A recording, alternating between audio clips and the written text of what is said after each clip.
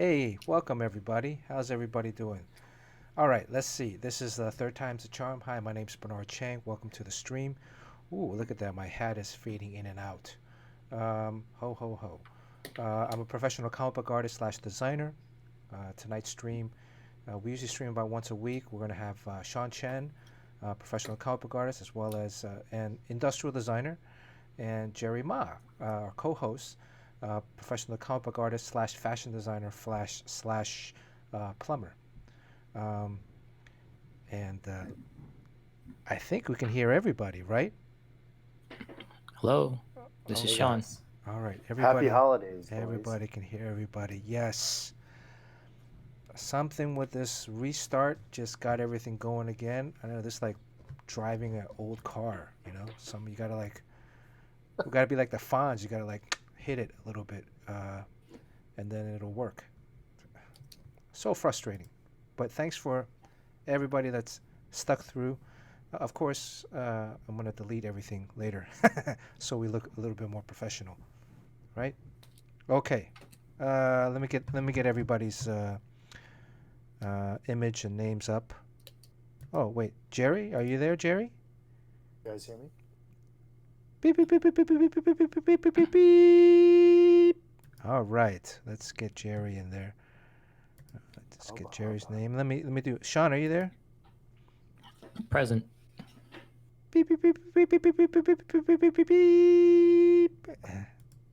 I think in the new year maybe I'll try to get I know Jim might be there. Jim only comes if I start doing a British accent. Maybe If later. you start talking shit about him, then he comes in and defends himself. Right. Okay.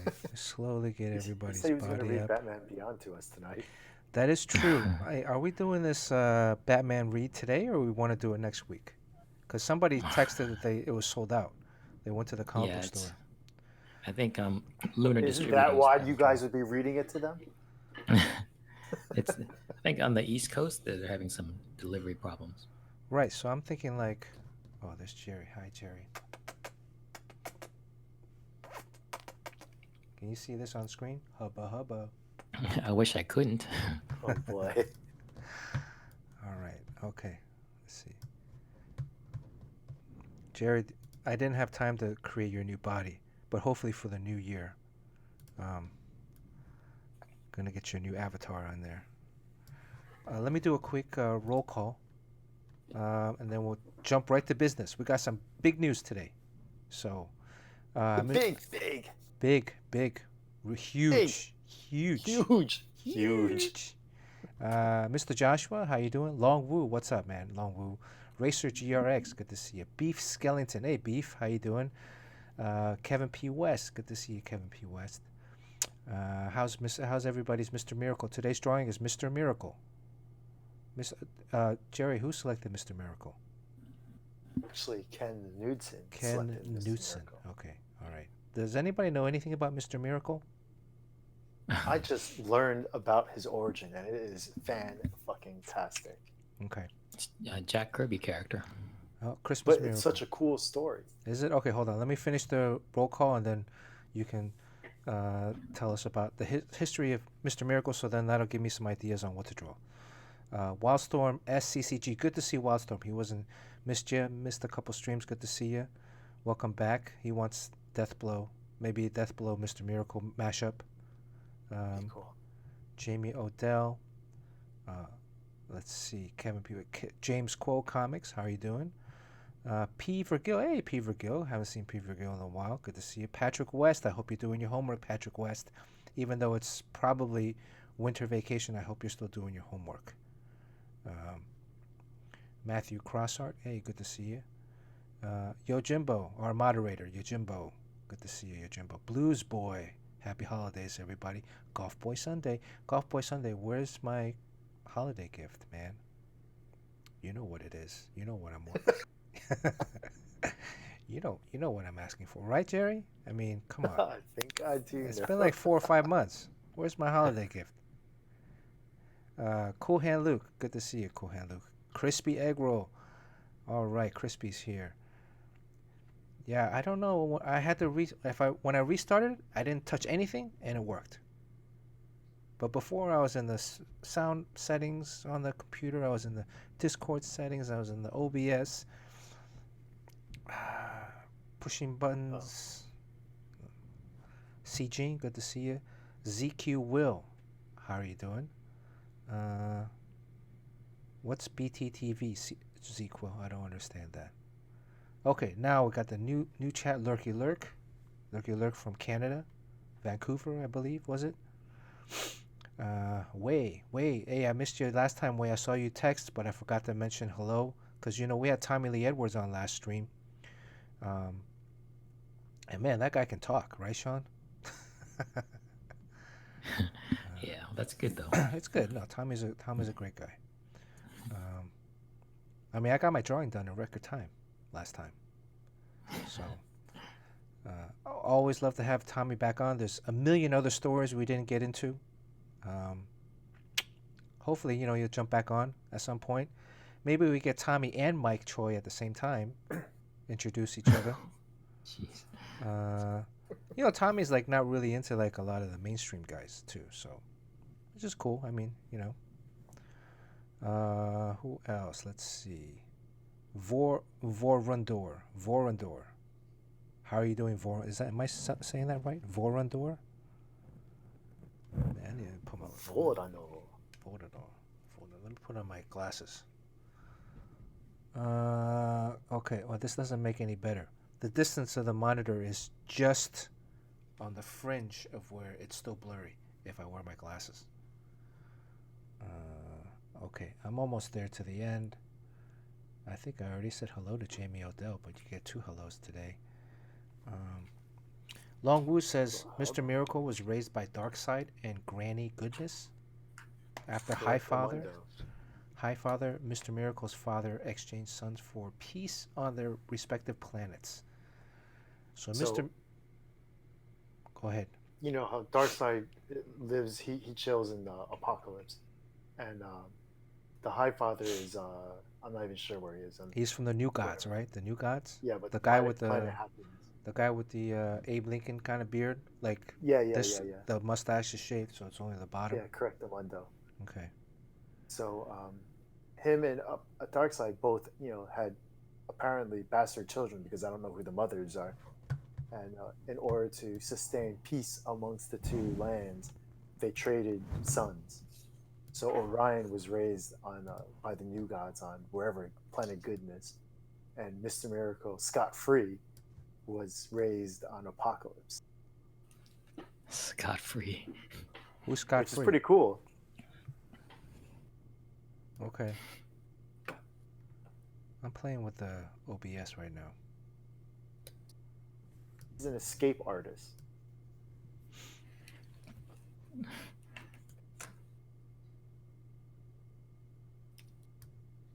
All right, keep talking. I'm playing with IBS right now. What's IBS? Irritable bowel syndrome. Oh, nice. Sean, you have COVID? No, not yet. That's a symptom.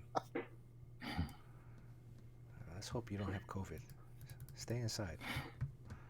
But guys, this is the last Battle of the Sketches for 2020. Yeah, and since it was the last one, I felt kind of sad. So I did like a full-on kind of painting, like full figure, full color. You're crazy. So Of course you would. I'll put it up on the Discord at midnight, since we can't show it before midnight. Sean's trying to flex on all of us. Sean, the hell, man. Well, I'm at a disadvantage of what's coming up next. So He's trying to flex on all of us. Well, we're gonna lean heavily on Sean, because you're the one expert that's actually done what we were planning on hopefully doing for 2021. RN Ingrid. Hey, RN Ingrid, how are you doing? I forgot to ask. Did RN Ingrid ever answer the question is she really RN or is that initials? And if she got the vaccination or not? Vorundor. Okay, Vorundor. Vorundor. from Harry Potter. Vorundor. I was thinking Dracula. Dracula. 1, 2, 3. Vorundor. That's hold the door. Hold the door. That's Voldemort's cousin. Hold the door. Oh, that's awesome. So RN and Ingrid is an RN, but Ingrid, is that like your last name? So you could be a male nurse. I think that's what Bernard really cares about. That you're a No, guy or a girl. RN, she's getting or I'm assuming it's a she. Is getting vaccinated tomorrow. Interesting. Nice. Lucky. Next time we're gonna ask you how if you have any twitches or anything afterwards. Wong Wu did a very, very, very nice Mr. Miracle. Yeah. Let's see. Is it up on the Discord? Yeah, he's like dancing with the stars in space. Okay, let me how do I get an invite to the Oh, Bernard, Ingrid is a lady. Oh, she's a lady. You guys better behave There's yourself. a girl here, guys. You guys better How's my behave breath? yourself. How's my breath? Sean, all you have to do is just wear a mask. It'd be fine. Then you can smell your own mask. Smell your own breath. How do I add? Oh, here we go. Okay, general. If you guys are new to the stream, damn, I knew I forgot something today. So you guys breaking protocol by showing your stuff before midnight? Comic Wednesday. You can do it on the Discord. Yeah, Discord's all good. Yeah, because then you're sharing and you're like Caring. sharing. I'm gonna wait anyways. And And bearing all. also, inspiring or giving inspiration to others or ideas. Maybe. Oh, you can see that. Oh, Sean's painted his. Now I'm gonna paint mine, right? Sean. Sean trying to show us up. Well, I mean, Goddamn you look at that character. That character is so brightly colored. I mean, he's got that green, red, and yellow. And that made you be like, I should paint. Could he work at like McDonald's? Isn't it the same colors as McDonald's? He has a green. He has green in him? It's probably Yes, like he does. one of those Italian type motorcycle companies or something. Oh, she's getting the Moderna vaccine. Hubba. Nice choice. Is that the one doesn't require the refrigeration? The second dose is 28 days later, like the zombie movie? Yeah, all of them. I just There's only died. one. Well, there's like, how many different vaccines are there? There's like 3 or 4. And then 2 of them require extreme refrigeration for transport. And then I think 1 or 2 of them you only need to throw in the fridge. I'm gonna get them all. I can get all of them, right? I mean, I can do that, right? What if you Just get to be safe. well? What if you get one, then you get the second one? The second one cancels out the first one, so then you're back to square one, right? There's a third one. Eventually, it'll be like a pill that you just pop. Like, okay, now I'm COVID free. Ooh, Golf Boy Sunday. Very nice. What happened to Golf Boy Sunday? Ooh, I like the handcuffs with 2020 Golf Boy. Oh, Very clever. Ooh, look at that. Yes, That is nice. super clever. Golf Boy's been doing all this rendering on his thing. Yeah, this I like guy's, good stuff. Very intense rendering. This What- group is actually improving as well, too. What pen is Golf Boy using? By the way, Micron. where's my present? Speaking of Golf Boy, where's my present? I'm gonna be like that kid from that movie that John Cusack. $2. Right. Where's my $2? Come on. That's better. Oh, shit. What was that? No. Better Off Dead? Say anything? No. It's Better a Off Dead? skiing Maybe it's movie. Better Off Dead. Yeah. Better Off maybe. Dead. I Right. love that movie. Sean, did you choose? I hope you chose a scene that we're gonna read. I mean, Jim Cheung texted me personally asking, "Are we doing the reading today? Isn't today the Batman Beyond reading?" Well, this kind of stuff makes me nervous. I mean, I know I don't have to read anything, but Yeah, you don't gotta read anything. Just you choose the scene that you think is cool, and then we need to figure out who to cast as whom, right? Who to cast as There'd whom, be a romantic scene in there, Sean. you know? all right, I'll go through it. Come on, and this will be fun. I mean, I think, and we got like 4 or 5 people that said they're gonna do it already on stream. Surprising, yeah.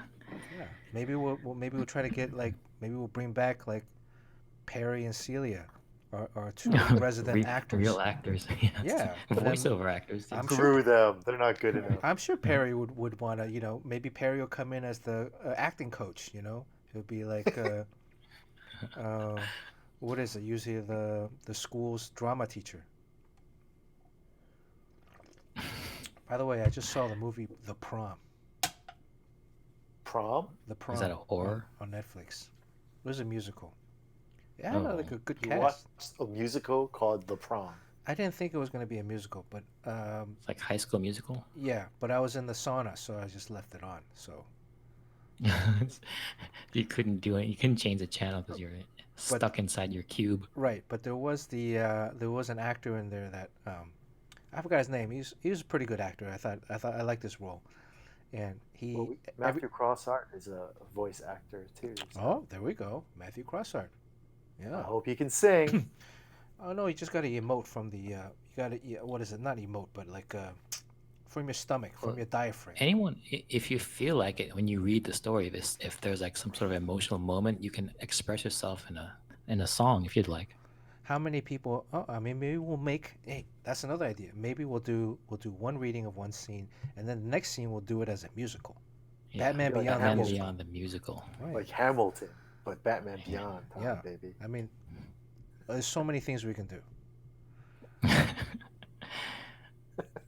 It's people have, I guess, no work to do. I guess. Right? Sean, it's the holidays. Okay. There's a thing called quarantine where we're all stuck inside. So Okay. Someone's got to pen a rap. Read the story and then make a nice rap. well, who's read the story so far? Anybody here has read the story? No, you're putting people on the spot. I don't think I even read it. Somebody. We're not allowed to go to comic stores here, man. Somebody. Well, we are. Oh, really? I haven't gone. Somebody texted me, said they went to look for it, but it was all sold out. So Yeah. Yojimbo says maybe Mr. Miracle works at McDowell's. Yes, that's another movie. Yeah, It's coming out in baby. March on I Amazon can't Prime. wait. I'm assuming everybody watched Wonder Woman already, right? Yep. I hope so. I mean, Jerry, did you watch Wonder Woman yet? Yeah, I did. Okay. yeah, I know how you watch it. I watch it the same way, Jerry. You No, I watched it pay in the for my sauna? Disney Plus. No, but I Wonder would Woman say was on. Chris Pine looks like he's 1,000 years old. In He that looked movie. old. He looked old. He had Yeah. like gray hair on the sides, and it looked like he was almost wearing a toupee because it's You know who his dad is? Chris Pine, Darkseid. Mr. Pine. He's is his name Catrayer from Chips, the police sergeant. Oh, John? Oh, no. The sergeant, the bald guy. The That's sergeant, his, yeah. That's his Oh, real yeah. dad? From Yeah, Chips? that's his. I think that's his dad. Yeah. Dun, You can see they have the same dun, resemblance. You see like the dun, lips and everything. dun, dun, dun, dun, dun, dun, dun, Yo, Jimbo, dun. you're correct. It's not Disney Plus. It was HBO Max, which I do pay for as well. I used to watch Chips. Get back. Where's Carson McKinney? Is he here tonight? He's not doing a good job. Yeah, Razor GSX says it's Robert Pine is the actor who was in Chips who Ah. plays Sergeant Catrayer. And he was like a character actor throughout the 70s and 80s. He was in a lot of stuff, right? He was in a lot of Was he? shows. I mean, he has that face, so he can't be a leading man, but his son surprisingly can be. Aside from Damn, Chips. Sean. Damn, I didn't know you cared so much about physical appearance. Sean's been It's down in Hollywood. Sean's been drinking the adult eggnog. Oh. You do one painting. One painting.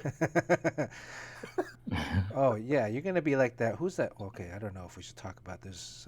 This week there was some Twitter controversy. It was. It was? Yeah, there's some Twitter controversy. Sean knows about it, I think. Is it about repeating panels and like a conversation type Yes. stuff? Yes. Okay. Yes. Yeah, that's a big topic. Many different sides to it. It's not even really a clear yes or no on a lot of that stuff. So, Right. You mean like when it's a bunch of headshots and you just copy and paste? or change things slightly. I think the copy and paste thing is lazy, but then the Right. changing things slightly, that's what it's all about. It's like you have a bunch of repeating panels and then you notice the very slight differences, like one raised eyebrow, Yeah. and that makes it really nice, I think I like redrawing everything. there's I'm being serious. well, Jerry, come on, you gotta be efficient. I mean, but it looked like in that sequence that the guy called out that the artist redrew every panel almost. Not every panel. I mean, might have like redone, but not like consecutive panels.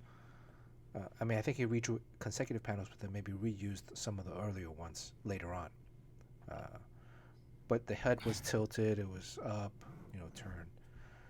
And I think people on Twitter who kind of don't know what they're talking about a lot of times are saying that this directive comes from the writer and the artist suffers through it. It's not necessarily true, because I think when I get one of those, it's easy payday. I kind of like, all right, You get I paid can the get this same. page done in an All hour. about the dollar bills, Sean. Well, that's right. I hope you guys are still using the dollar sign in the chat when you're referring to Sean. I mean, you get paid the same if you're drawing 1,000 characters versus one character on the page, right? I mean, again, Yeah. like, I was working on a book once where like the writer was like, "This is one page, 5 or 6 panels on the page. First panel is an arena with thousands of different aliens." That sounds like a Oh, Van Jensen thing. I'm like, come on. And then there's 5 more panels on the page. And then there's 20 something pages for the book. Um, and it's very easy to write 1,000 different aliens from different, you know, uh, different species. But then also maybe throw me a little bit of like, okay, maybe they're insects, maybe they're animals, maybe they're all from, I don't know. Anyways, yeah. So I mean, I get what the guy was saying. Um, I think the one thing that I didn't like was where um, the artist, and I won't bring up his name. There was a tweet where he said uh, he took over somebody's book, right? Alluding that he took somebody's job because he was better than the other person. So I don't know. I don't know if there's. That's very mature of him. Well, I just don't know if there's. Again, because look, you're not. This isn't like athletics. Well, it is and it isn't. I use athletics a lot when I talk about comics and training for comics. Um, but when you're talking about taking away somebody's job because you draw better than them, or you think you draw better than them,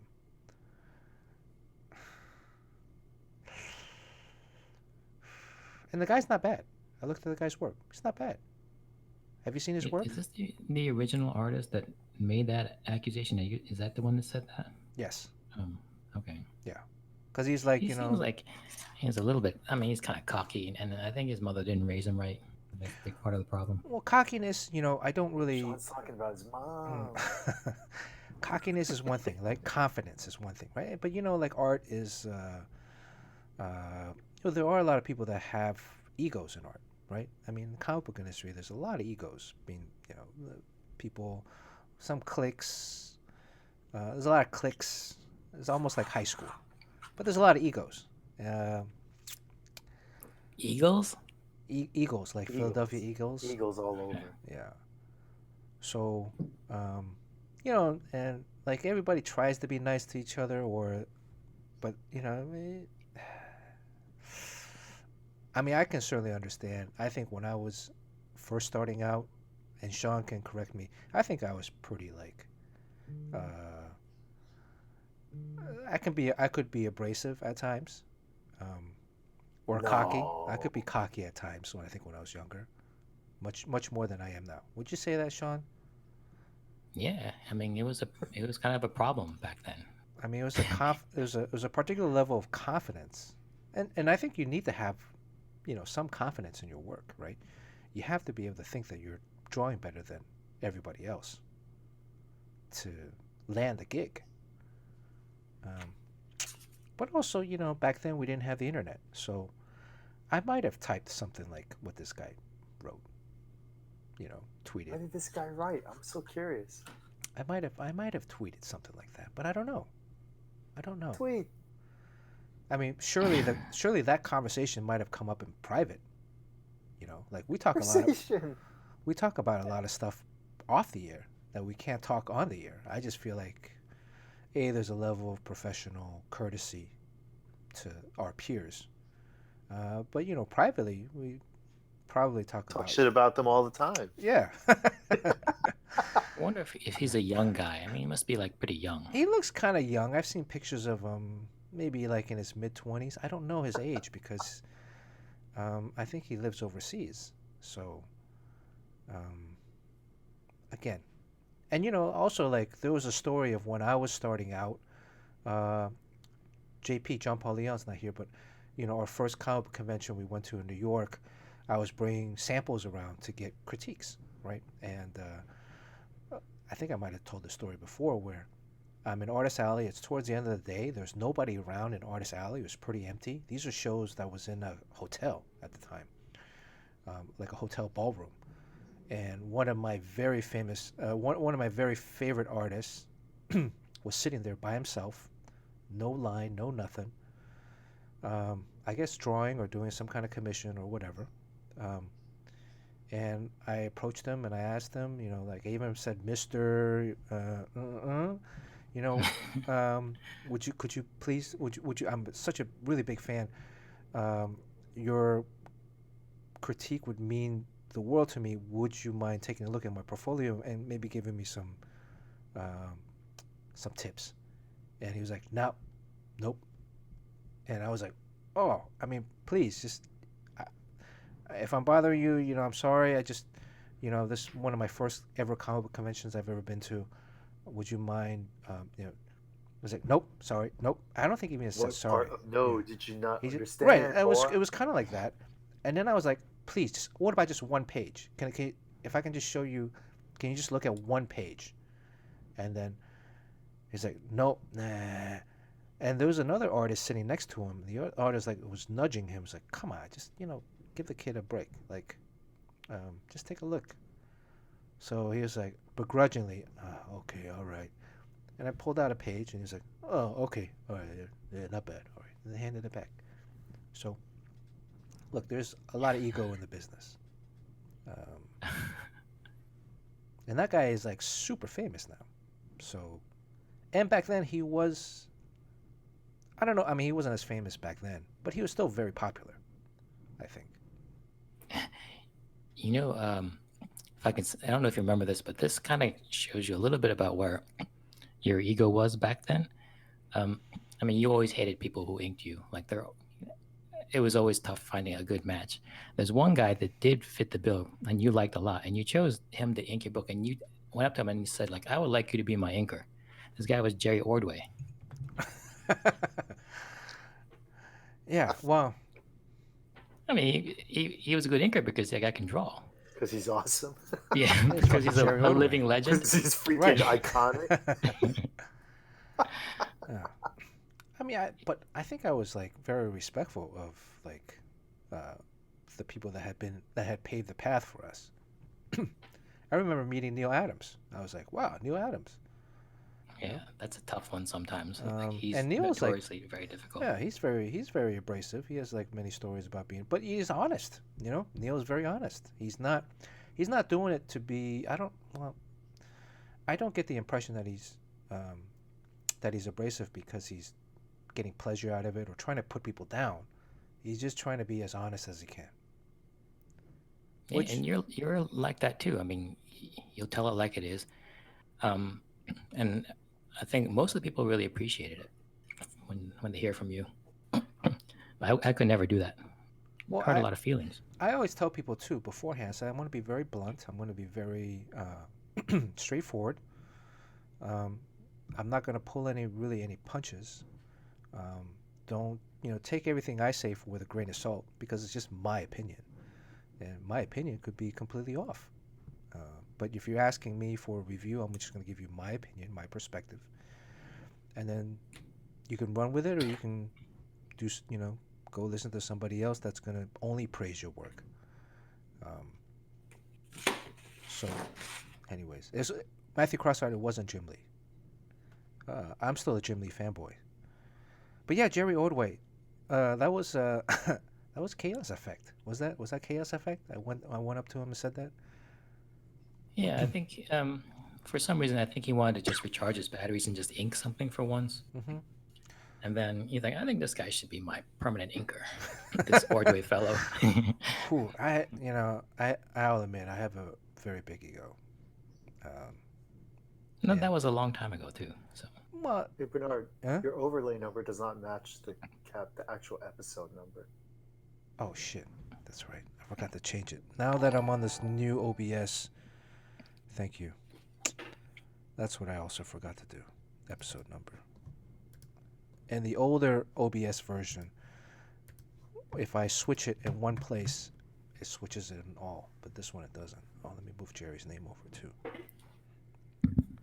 We get carried away with these old stories. yeah, there's a drawing to be done too. Right. Pace yourself. I think I forgot to pee. I might need to pee soon. I was on a Zoom call. Jerry knows about the Hubba Hubba Zoom call. Let's see. Well, I also like Randy Elliott. But the thing with like a lot of inkers back then too, a lot of people used brush. I don't like brush inkers. At least on my stuff. Because I have a very linear very linear look I want. Right? Anyways. We're half an hour in. Alright, we just killed 30 minutes, guys. Jerry, did you what was the other big news before we got off on this tangent? The Battle of the Sketches. I mean, I guess you could tell them too, Bernard. Okay, all right. Before we finally leave this topic, I think, Sean, do you have anything to say to wrap up this one particular topic? About the statting the faces? Well, not the starting. I think the comment was superhero mainstream comic is 20 pages. This particular issue had 3 consecutive pages, but 4 total of basically the same face, but Right. different expressions over and over again. I can kind of see. Basically, yeah, I think it's a great tool, the repeating the images. I mean, there's a lot you can do with it. I think it has its place in comics, but you do it too much and it's a bad thing. Mhm. Like, if you do it when it's not warranted, it's a bad thing. Right. But too much is also difficult because are you talking about like within one issue of a comic? Because sometimes you have a year run of a comic. An entire comic could be that. And you're talking about a small percentage of a year's worth of comics. So, I mean, sometimes they'll have events like the silent issue. Like, you don't want to do that all the time, but Right. an entire issue where it's silent, it stands out because of that. So it's definitely should. You can't just say it can never be done. Right. I mean, it's a great tool, but then I think also there's that whole Bendis way of telling stories now, where it's kind of like I guess it kind of riffs off of the confessional aspect of reality TV. Mhm. So it's a trend too, and it's not making the best use of comics when it's abused, and it is used. The best thing about comics when it's used right. Yeah, I agree with you 110%. In the context of maybe a single issue, I don't really feel that. I mean, because a lot of most comics these days, in terms of mainstream DC Marvel, is in arcs of 4 to 6 issues, and then collected in trade paperbacks. It's just that each issue is told, in 20-page formats. But ultimately, the story itself encompasses 4 to 6, maybe more issues. So when you're looking at it from that perspective, I think there are rules, right? Even, I would say like some of the rules I abide by or try to push is every single issue you should start with a full page splash, whether the first page or within the first 4 pages, a full page splash or something akin to that, right? Because you want, when you're opening the book, the first few images to wow the reader so that they're hooked, right? You want something. Now, even with that said, that doesn't mean every single book has to be like that. And if you vary it up, where you have, first issue, full page splash, second issue, full page splash, third issue, double page splash 2 and 3, fourth issue, you start with all sequencing, and then this the last page that's a full page splash. There's all these things that you can play with. It's the rhythm and the tempo of the story, not just only beholden to a single issue, but beholden to the entire arc itself. Right? Am I just blabbering? Does that make any sense? They want to see you draw. Beat up. Thanks for the sub. Okay, Jerry. We today is the last. Today is the last battle of the sketches. Battle of the sketches. Yeah, so I know there's a lot of guys here that participate, which is awesome. So thanks, guys. But we will be moving on to something else as early as next week in the new year. So, I mean, obviously, please feel free to continue using the Battle of the Sketches hashtag. And if you guys so choose to keep, drawing characters, known characters every Wednesday, I think that's going to be fantastic. And if you guys actually do that, I'll continue to keep reposting your drawings. But as far as our little group of this little group of artists that have begun this little thing, we're going to try to move on to something a little new. Bernard, I guess maybe you want to tell them about it. Well, I think the thinking was that we've been doing drawings of characters, and this doesn't really affect this stream itself. This is more about the Instagram thing. Is that instead of just drawing characters that we're familiar with, I think we should pivot towards creating stories and creating new characters. So I think this should be very exciting. And I encourage everyone that's been participating with us in the Battle of the Sketches to come along, and kind of dip your foot into the pool a little bit. So we're going to be creating, I guess, in essence, creating a comic story,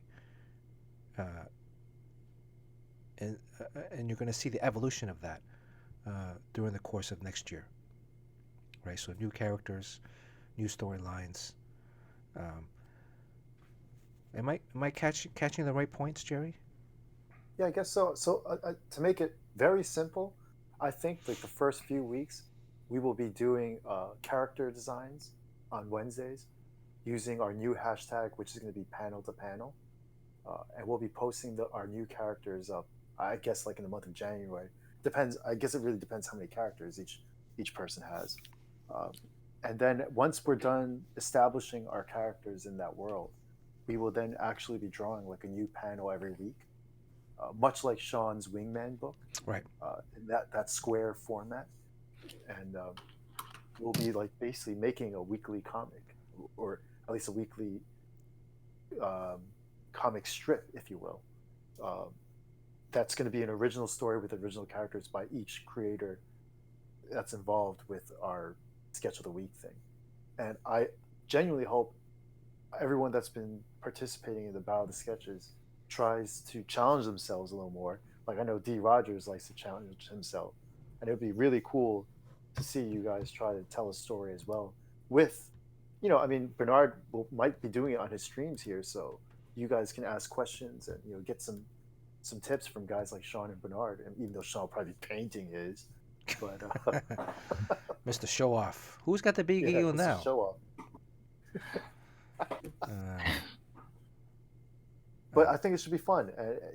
It's going to be really cool because we're just going to be winging it, doing we literally just thought of this a couple days ago. So I think this is because we're all here. We all draw comics. We want to tell stories. Steve, thanks for the sub. 5 months. Steve, Make Havoc 247 made a comment earlier. That's going to revoke his second sauna pass. You only have one now, by the way. Anyways, yeah, I mean, we're here to tell stories, right? And drawing is fun, and we're still going to do that on stream. But also, in addition to maybe drawing stuff, I think we should pivot towards storytelling. And um, this is a lot, as a result of Sean, you know, venturing out, doing uh, his his story on Instagram. And there's many other artists that have been doing that lately. So it's not like we're inventing something new, right? This is something that's been who are some of the other pro guys that have been doing this, Sean? Stuart Immerman for a while. Right. But Travis yeah, Charris. Yeah. yeah. I mean, I think he's mostly reprinting his old stuff, and then he's gonna start putting up some new Space Girl stuff. Right. And again, like, look, this is all a learning process, for all of us, I think. So I think we all need to just focus on, you know, creating content, right? Um, and it should. I think it's going to be fun. It's going to be very challenging, uh, but part of the challenge is part of the fun is the challenge, right? We want to um, continue to grow, and I mean, who knows? Maybe some of these stories might be like complete bombs, but it's scary, right? I mean, Sean, when you started Wingman, actually, you didn't call it Wingman, did you? Yeah, Was it it had the, a different name. It had no when name actually. when you started it? Like you were just okay. I'll just start with one panel or a couple panels, and then Yeah. Yeah, because I mean, I would see this. And there was a commercial on Instagram that showed those two characters, and I thought they were really cool looking because they look like they're kind of real life Jack Kirby creations. hmm So I drew them, and then I realized like what I thought was cool about it was there was a little bit of dialogue that I thought was cool, and I'm only capturing the image, so I decided to put a little word balloon there, and then I just put it on Instagram just as something to show for that day, and everyone's like, well, where's the rest of it? Like, because it looks like the beginning of a comic. So I just started going and going and going until right, 55 pages later or 60 pages later, it was an entire story. yeah. And so the limit right now is one panel a week, right? So if we get about 1 or 2 months of development, like kind of coming up with kind of a storyline, sketching out some of the characters that are going to be in it, some of the environments, and then starting with just 1 or 2 panels, and then moving forward, see where it goes. It might be also at the same time, halfway through, you might want to pivot into another story, which is great. But it's all about one step forward at a time. And Golf Boy Sunday has a pretty good question. he did. Golf Boy Sunday asked serious question here. So how are you guys going to protect your OC is that original character or Orange County? Original concept. Original concept designs. Once they're established, if you post them every week on IG, well, that is a risk, right? I mean, with any kind of content creator, when you're posting it on social media, there's always a risk that someone else is going to rip it off. Um, I don't know. How are we going to protect it? I mean, you can track it Well, and say that we were the first to come up with it. technically, when you do publish it and posting it on Instagram, I think technically counts as publishing it. You then have a proof, like an actual guaranteed date that it was shown at. Right. So if yours comes out on say January 1st, and then the other guys comes out on January 2nd, well, guess what? Yeah, He yours came out. wins. So, I mean, there's always that, right? Even before, like, other times talking to other writers and artists, doing their own comics. They don't want to put it out there until they're done. And that's true. I mean, we don't know where it's going. But part of it is also having fun. Who knows where it's going to go, right? It could just be an exercise as well. And then, you keep your best stuff until you're really finished with it. I don't really have an answer for that, Golf Boy. I do have a question: is where's my gift? Uh,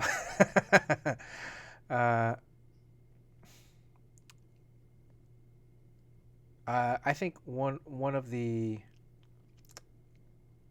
yeah. There's no bulletproof thing. There's no bulletproof question or answer. I mean, Sean, and here's the other thing too. Is like maybe you guys don't want to come up with your own characters. You can maybe use existing characters and then come up with a story around that. I think that's suitable as well, right? I mean, prior to this, we were talking about using royalty-free characters, right, Jerry? Um, hello. We're Oh thinking yeah. about using royalty-free characters or drawing Oh yeah, royalty-free characters, right? yeah. So like I said, we kind of came up with this on the fly.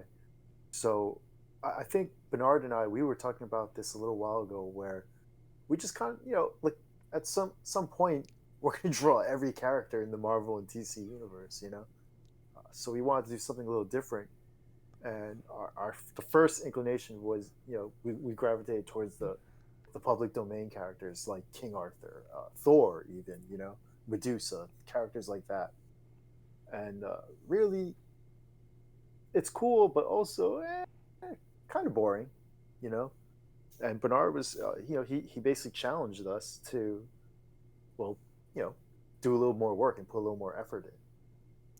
Well, And ideally, we can use each other to motivate each other and inspire each other to do more and work harder and yeah. create more. I mean, part of it is like this. The Battle of the Sketches really motivated us to. I mean, at least do a drawing a week, right? A new drawing a week. And prior to the Battle of the Sketches, it was very difficult for me to lock down time to do something new. So, um, I'm hoping that if we band together, we can motivate and push each other. We can also, at some point, probably reach certain questions or problems or stumps in the road that maybe somebody else has already resolved on their own that we can then rely on and move forward. So, again, Sean has already done this. He's paved the path for us. It's a bit rocky. um, right? I don't know those characters either, so Right. I mean, so we could do that, but now you can come up with your own characters, or you can use half and half, whatever it is. I mean, but the thing is to do stories, and then we can talk about stories here. Also, going to be renaming this stream next year in January, so a couple of days. If we can squeeze one more Cabin Fever edition in before the new year, uh, if not, starting January, I think I'm going to rename the stream Sketch Fighters to match the title card. What do you think, Sean? Do you like Sketch Fighters or do you like Cabin Fever edition better? well, pretty soon it's not gonna be cabin fever because we'll have the vaccine. So this is gonna be like an all-out orgy. And then, but yeah, Sketch Fighter because Cobra Kai is coming back, right? Right, too. Matthew Crossart says Beaver Fever. Okay, I think I know where Matthew Crossart's mind is at. So, Yojimbo's right. Not everybody can be like Dala Dala Sean Chen, but we can all try, right? And that's part of the thing. It's like, yes, it's daunting. Coming up with characters or storylines is very daunting. But let's try. And you only improve by challenging yourself too. Yeah, let's try. With that said, Sean, Jerry, can you guys entertain the masses? Because I gotta take a massive leak. Okay. My bladder is not holding on Classy. to anything right now. Awesome. Okay, I'll be right back. You guys, I'll be right back. Damn, he doesn't do the Snapple bottle thing. So with this idea, I think it seems like making short stories would be beneficial, right? Because I mean, you don't want to bite off more than you can chew. I guess there's no rules here because so I actually googled like there's 52 weeks in the year, so meaning you're probably after you do some weeks for some character designs and you know, you think we all have stories in the back burner, but really, I mean, I'm already working on a creator-owned graphic novel right now, so I was kind of like, oh man, I gotta do two at the same time. Oh God. But just have fun with it. Keep it simple and long woo. Yes, the first it might even very much be the first couple posts could just be character designs because we still have to wrap our brains around this and like it's not like I've already got 10 designs ready to go. So I will be starting these designs, I guess, New Year's Day or something like that. Um, and yeah, I think just keep the story simple. Keep it sweet and just short and sweet. And yeah, I think it'll come together. Rely on your wit.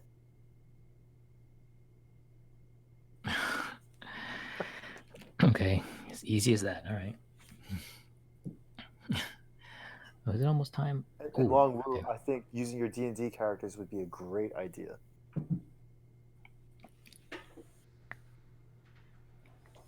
I mean, think about when you do play a game like Dungeons and Dragons or any friggin' online video game nowadays where you play with like your buddies.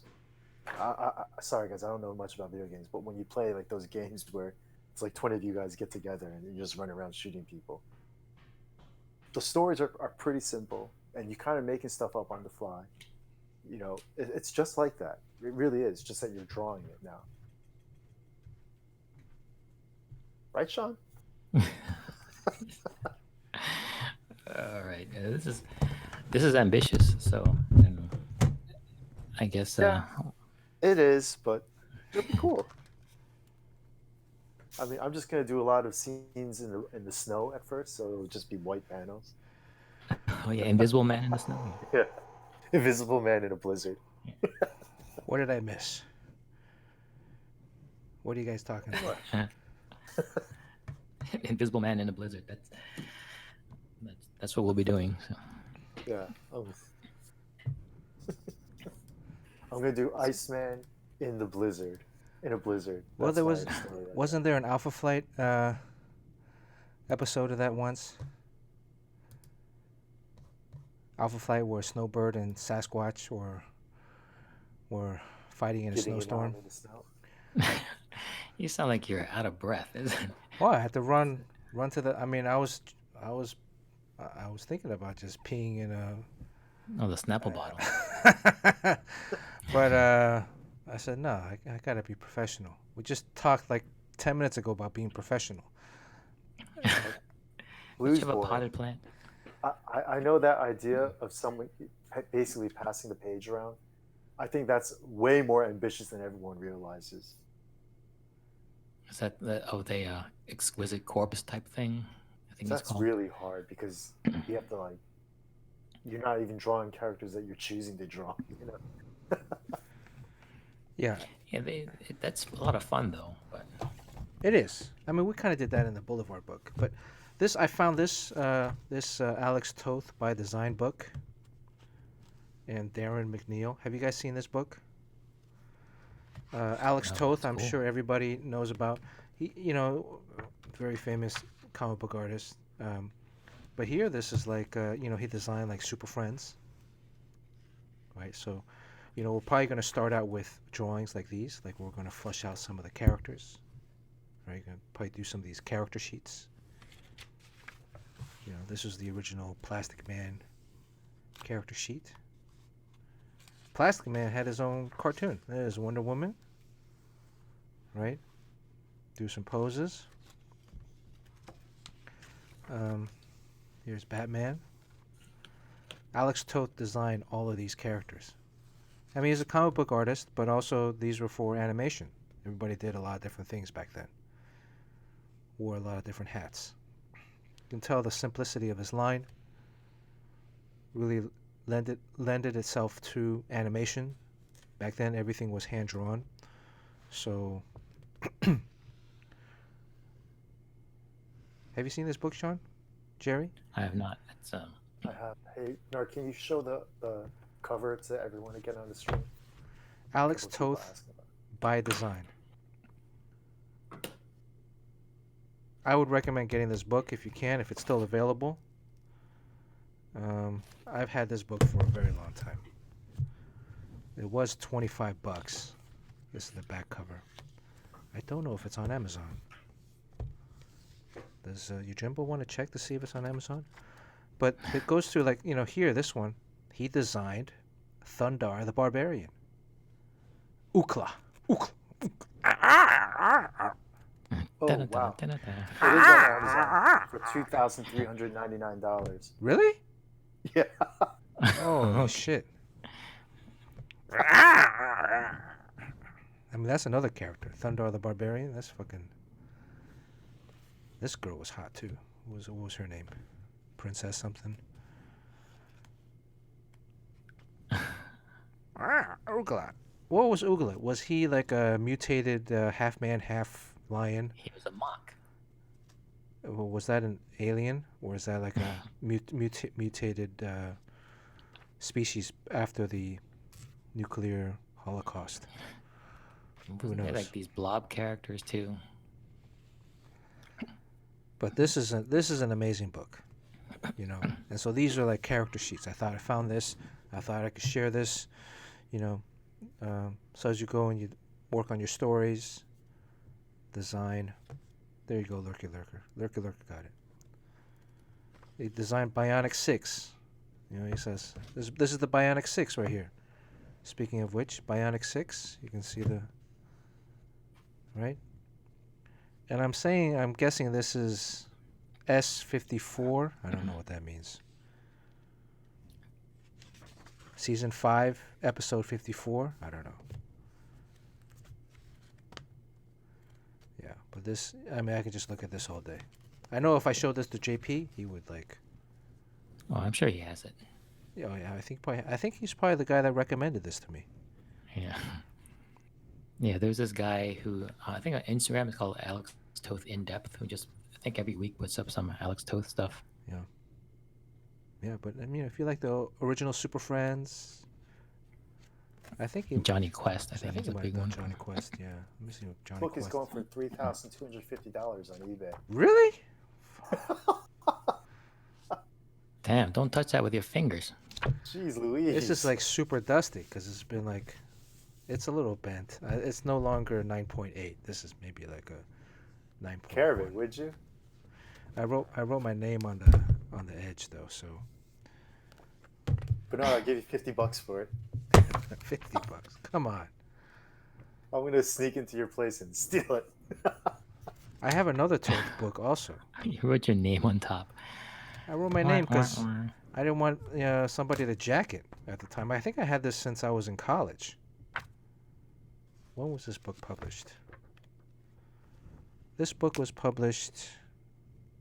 Oh, you could have bought additional copies for $30. 1996. Yeah. Sean, I had this book when we were in Brooklyn Heights. Oh, wow. That's I why I should've wrote my jacked name it. on it. Yeah, that's why I wrote my name on it, because then if you put it in your shelf, there'd be like, everything would be Chen Chen Chen Chang. What? And, it'd stand out. It'd be like, hey, that's mine. This is another Toth book, but this one is like, stories. But we're thinking like, black and white, right? Simple. I mean, the first panel could be all black with a word balloon, and then you go from there. I'm painting all of mine, goddammit. All right, today also, dang, how much more time do I have? Okay, what's an hour? All right, I got to get started. I also wanted to do a white elephant giveaway. So, what's white elephant giveaway? White elephant, do you guys know what a white elephant giveaway is? Sean or Jerry? S&J? No? Isn't a white elephant giveaway like you go to a party, you bring a gift, then you draw? You can like- steal from people? or Yeah, something so you like can steal the gift from, so you select an order, and then based on, so like the first person picks, a gift, opens it, and then the next person has a choice of stealing that gift or taking another one from the stash. If he steals the gift, then that person that got stolen from can then reselect another gift. Does that make any sense? Right? Am I right on that? Is that a white elephant gift?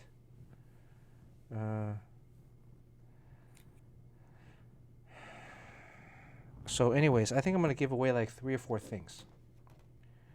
And so I'm going to give away one of these prints.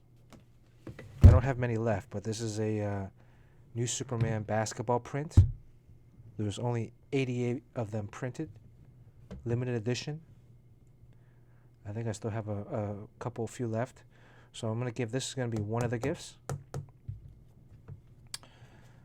Yojimbo says white elephant comes from where an African king would give a guest he disliked a white elephant, which would be expensive to keep and bankrupt the owner, who couldn't get rid of the royal gift. Okay. This is another one. This is a unfinished cover to Teen Titans. I forgot what number this was. You guys might want to pull this up. This is a recent. I had drawn the back on the back of a board, and I didn't ink it. There's a finished one somewhere, but this is the unfinished one. Okay. So it's a penciled Teen Titans cover. This is a Sinestro 11 by 14 pencil sketch. Sinestro, guys, got a big head. All right, it's 11 by 14. The basketball print is 13 by 19, I think. And the Teen Titans is 11 by 17. And then I think the 4th one will be a Boulevard Sketchbook number 1. Give away a Boulevard Sketchbook number 1.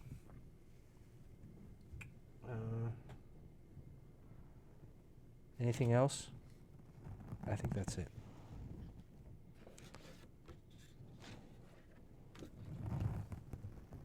Okay. Make Havoc wants the Sinestro. I still owe Make Havoc a sketch too. I owe a bunch of people sketches. A white elephant gift exchange. Yankee Swap or Dirty Santa is a party game where amusing and impractical gifts are exchanged during festivities. The goal of a white elephant gift exchange is to entertain partygoers rather than to gain genuine valuability or highly sought after. Well, yeah, you know. I mean, I always thought it was fun because you go to these things and then you can. There's gag gifts, but then sometimes it's like a pretty cool gift, and then you try to like trade up. But this is very limited, so I think I'm only going to have these 4 things. I'm not going to give away that tote book. I'll give you $50. What else do I have to give away?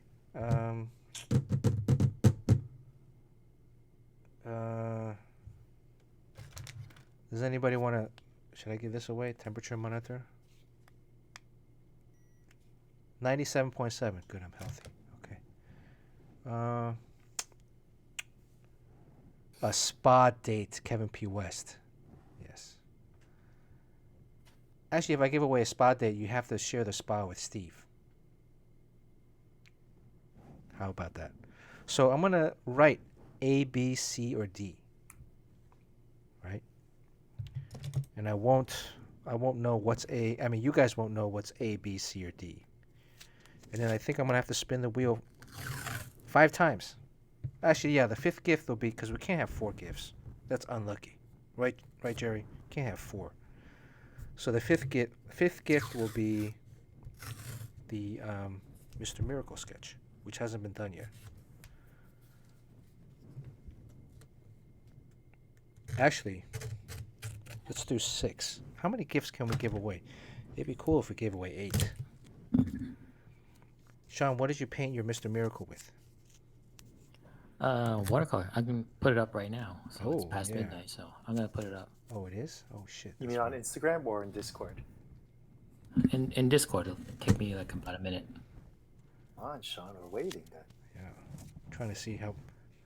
Oh, I just see Dom Gomez's art. Oh, Dom Gomez just put it. And who else just put something on there? Long Wu. Long Wu up put a Jim Jim Lee Lee sketch. Black Adam. All right. let's start. Oh, and okay, so I'm gonna give away. Okay, let me do 5. So what am I? Am I 5 gifts? Okay, I got 6. Here's the 6th gift. I'm gonna give away Freaking Sean. one of these Batman Beyond masks. This is a promo mask. You can basically wear this, right? I'd say it's a 9.7. The ear is a little, and you can poke. Basically, you poke out the eyes. The mouth stays the mouth, but the eyes come off, and you can be Batman Beyond. I'm Batman, right? Then I'll Sean, sign what's the this. scale of your Mr. Miracle?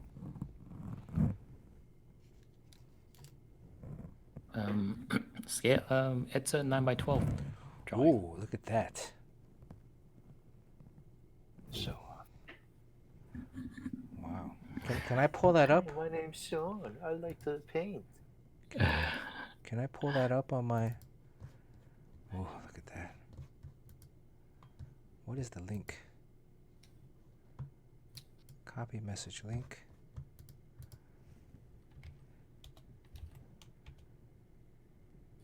Oh, no. Okay. I can't pull it up. It's nice, but you guys got to go head over to the Discord. There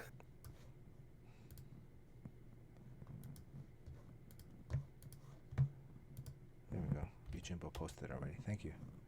Okay. Let's give one away real quick. That means, Sean, we're going to have to spin the wheel 5 times today, at least. Okay. You get so sick. Tonight's stream's going to be kind of long, I think. Yeah, I'm going to have to get off soonish. Yeah. I got to call your cousin. Okay. Yeah, so do I. So. Damn. Hey, you have to hit my girl. Damn. All right, let me, here we go, wheel. Anybody new want a slice? You get a chance to win. Anybody new? Just type something. Type type something in the chat. Type white elephant if you want a slice. Who's new today? Carson McKinney passed all his classes. Congrats, Carson. Did you graduate or it's only the semester? We always want people to do well in school. Education, very important. Congratulations. Education. Are you wearing a tank top, Carson McKinney? Even though it's wintertime? I'm wearing a tank top. Yeah, Jerry wore a tank top when he was like in that boiler room because it was so hot. Cleaning his boiler room. Which is all fixed now, right, Jerry? Well, sort of. Did you find anything in the walls? Nah, just like a cockroach or two. Oh, damn. There's some... Cucaracha. Would have been cool if you found like a box of like gold coins. I wish. Well, congratulations, Carson. Yeah, I mean, it is SVA. Tank top. It is SVA.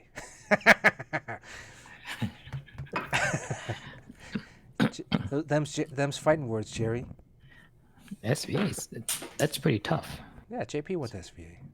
Jerry went to SVA. Kreese Art went to SVA. Okay. Did anybody say? Oh, even tougher. Vorundel gets a slice. Vorundel gets a slice. Vorundel. Okay, Vorundel gets a slice. All right, Vorundel gets what color Vorundel? Bright red. Something magical. Bright red. It's easy to see. Suli went to SVA. She works in a tank top. Do you ever see her stream? She's always in a tank top. But she teaches at Joe Cuber, so it cancels it out. All right. I'm going to spin the wheel. No practice spins. I'm not even going to check the slices. We're just going to stick with whatever we had before. Anybody new? Again, anybody new wants a slice? Please type something now. And then whoever wins gets to choose between the numbers 1 and 8. Right? 1 and 8. And let me write down what 1 is, what 2 is, so there won't be any cheating. I'm going to use a envelope so you can see. I'm writing down 1, 2, 3, 4, 5, 6, 7, 8. I think we should give away 8 things. All right? So in any order, you basically choose a number. Once you win that, we reveal. Should we reveal or we just keep it a secret? I think it's better if we keep it a secret what it is that you want. What do you think, Sean? What do you think, Jerry? I'm not sure how this works. Well, so okay, let's say I spin the wheel. Let's say your Jimbo wins, right? He gets to choose a number 1 through 8, right? The 8 different You things. don't know what you win. You just get it in the mail like Well, 6 months later. I'll tell you like towards the end of the stream. Right? At the end of the stream when we've given everything away. So either A, let's say your Jimbo chooses the number 1, right? And then what I've written, the number 1 is the Batman mask. Okay, so now he has the Batman mask signed.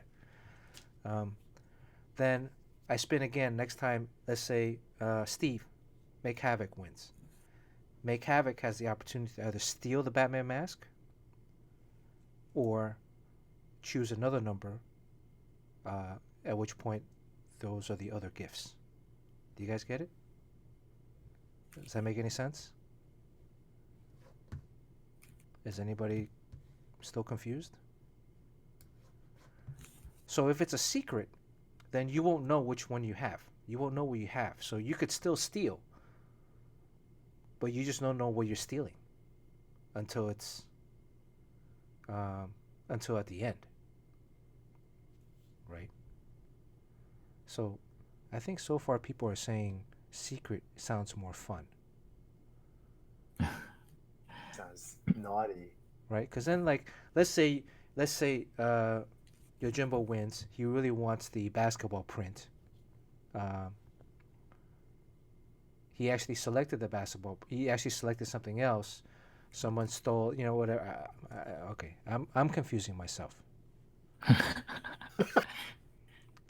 Mr. Joshua says there's no point to steal. I mean, you can still steal. You just don't know it's a gamble. But yeah, you don't know what you have, so there's Yeah. no point. I mean, you might as well just. Well, the thing is, there's no point in doing. You might as well stick with what you have because you don't know the value of anything. Right. So, that's. I think part of it is you have to know what you have, and then So should we keep it a secret or should we? Okay, I'll make a poll. Let's do that. Fuck it. I mean, I got a poll. I got a mechanism to make a poll. Just draw already. Wow. If anyone's interested, I just put my Mr. Miracle up in the Discord. Ooh, pink. Okay. Stream manager. Manage poll. Well, this will be a 1-minute poll. Okay. Secret gift. Yes. No. 1 minute. Start poll now. Okay. Because you can do a secret in person, but then also in person, you can see the size of the gift. Right now it's 50-50. 50-50. 60-40, yes. 60-40, yes.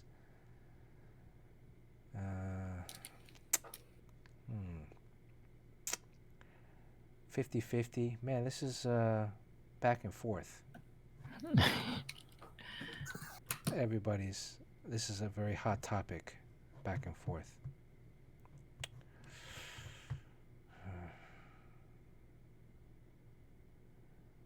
Jerry, you're eligible to win too. And the birds are still eligible to win. We got like 10 seconds left. So far, yes, everybody says keep it a secret. And then no. And then what I'll do is at the end, I'll reveal who had what, right? So you can either have a lot of regret for stealing something or winning something that you thought you didn't have, right? Okay. 65% to 35%. 104 to 57. 104 yes to 57 no's. All right. Okay, so it's a secret.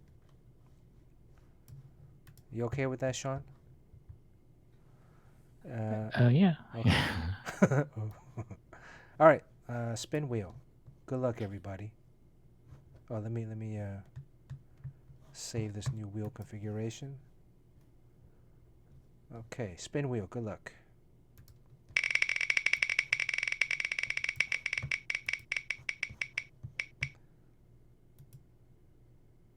Oh, Seeing.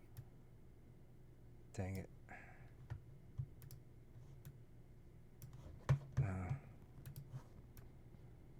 It looks like it's in the green. Who has the green? Who's in the blue? D. Rogers is in the blue.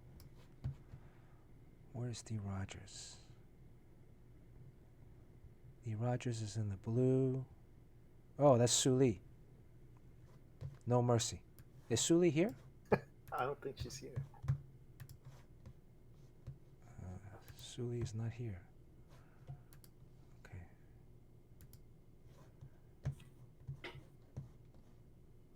All right. Sorry, I just closed my chat box. So I gotta reopen it. So no Sue Lee. Okay. No mercy. There we go. Spin again. Whoa, that's a big spin. Ooh, okay. Something MK. Something MK. Something. Can you guys read that? I feel like I'm at the eye doctor. Carson McKinney. Oh, okay. Carson McKinney. Oh, wait, hold on. Let me write down what each one is.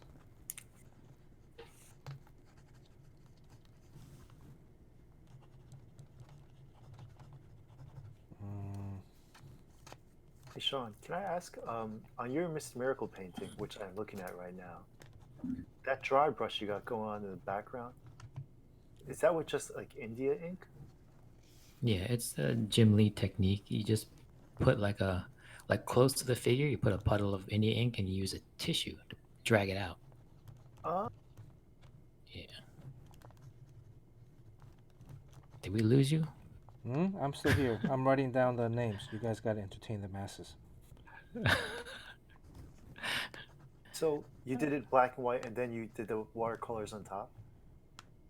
Yeah, it's on regular like paper, not watercolor paper, so it's not the great. It doesn't really. It's not a great watercolor paper, but it'll do the job. Yeah. Okay. But I think. Go ahead. What were you gonna say? The key, I think, is to not work the color back and forth until you kill it. Yeah. That's the hardest thing. Crispy asked, how long did it take for you to do? That one probably. Well, I mean, the drawing takes the longest, and the watercolor goes pretty fast. So, I think I did it in like half a day. Oh, okay, all right. You selling that piece too? Yeah. Okay. All right. So I've listed, and this is in no particular order. I'm just reading this off. I'm giving away 2 bat masks. So there's 8 different. You have to choose a number between 1 and 8. There's 2 bat masks. There's a Boulevard number 1. There's the Sinestro sketch. There's the Teen Titans unfinished cover. There's a Teen Titan print. It's 8.5 by 11 print. There's a Boulevard 2, and there's the basketball print. All right. So, Carson McKinney, since you're the first winner, give me a number between 1 and 8. Type that. Don't matter. You're sending out 8 masks anyway. You guys they're gonna like text each other. Hey man, who got the Sinestro? Who got the Sinestro? Oh man, I got the mask. Damn, Jerry, why are you giving away the game, man? You know, the mask is actually like 20 something bucks. Okay, Carson McKinney says he wants 6. Okay. Now, the next winner, I'm going to do this after I sketch a little bit. You can steal number 6 without knowing what number 6 is, or you can choose another number. If you steal number 6, then Carson McKinney can choose another number. Right? Does that make sense? We're good? Okay. All right. I just answered it myself. Grimlock confused. So before you go, Jerry, can you give us another refresh on, like, what are Mr. Miracle's powers? Actually, I have no idea. Does he perform miracles? Does he... Sean, do you know? He's an escape artist, if I... Is he a human? understand. He's an alien. He's a new god, He's a new god. raised in apocalypse. He has Necca wafers stuck to his foot. Yes. What is that? Very flat Lego waffles. Laser discs on his feet. He's got a really cool costume. I know that. It's always stuck on his foot, or no? No. Okay. Is he able to shoot stuff out of his hands, or what? What's the deal? Yeah, I don't even know. I know he has super strength and he can fly, but I know beyond that, I don't know. With jazz hands. What if I just copied Sean's drawing? Yes, you could do that too. There's a lot of great Jack Kirby ones on there that really are nice. You should look at Copy those. one of those. Well, I'm doing a Google search. I'm doing a Google search. It's okay. Well, see, Sean just has them writing on the discs in space. Yeah. Right. Sean drew a full figure. Come on, Can paint it in full figure. man. It was the last battle of the sketches. Is there a way that we can? This is the last battle of the sketches. All right, I'm gonna have to do. I'll do a 9x12 then. Wow, really? It's the last battle. Well, you know, This like is gonna be a 6-hour special stream, guys. Yeah. Don't get too ambitious. okay, all right. I'll just do 6x9, because like I think in future streams I'll still do like sketches, like superhero sketches. I'll still do superhero sketches. Yeah, we don't want to lose all the followers. That's like if I was a basketball player and I didn't start playing basketball. No, but telling stories is still what we do. Anyways, Right. Anything else? Anybody on stream know Mr. Miracle? Like, does he have like a pose? Like Spider-Man has a pose, right? Does Mr. Miracle have like a particular pose? Yeah, he doesn't really. I mean, because he keeps on like the way Jack Kirby draws, it's like really jumping around and stuff. I don't even really know what he does. Yeah, like why does he have a cape? Why does his collar has a super high collar? Blues Boys, right? 24-hour stream. Here we come. Get that eraser ready. He's an escape artist, so he's got to be, escaping something. Yeah, I might finish this New Year's Eve. Yojimbo's putting up some good links. The costume is from the original Mr. Miracle Thaddeus Brown. Ooh. There's one of Mr. Miracle being tied up with the knives being thrown at him. Mr. Miracle tied in a chair that seems to be ejecting out of an unseen jet. Mr. Miracle tied to a rocket. He's trying to escape this stream. Thanks, Crispy. Crispy Edward with the zinger. Ouch. So he's usually in some kind of elaborate trap. Okay. All right. You could have him drinking champagne for New Year's. I mean, it's kind of like S&M-esque. It's like tied up. Hubba. Yeah. The best thing about Mr. Miracle is Big Barda, says Make Happy. Oh yeah, yeah. So Big Barda is in it. Okay. Man, that tote book is really $2,000. 3,000 on 3,000? Fuck. eBay. Damn. That's like a stimulus check. Almost. Told you, Bernard. I'll give you 100 cold hard cash right now. How about a bottle of Yamazaki 18? So the old Jack Kirby drawings all have him like kind of tied up, but then all the new ones are like him zipping around. Voldendor says $7.49 per page too. By the way, there's a new Channel Poops thing where you can make me talk like Jim Cheung. Oh no. Oh god. The thing is to get Jim on the stream, but the only way to get Jim on the stream is to talk like him, because then he'd be like, "Imposter! That's not me. That's an imposter."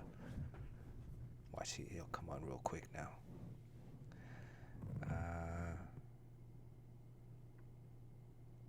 Cheung. James Cheung.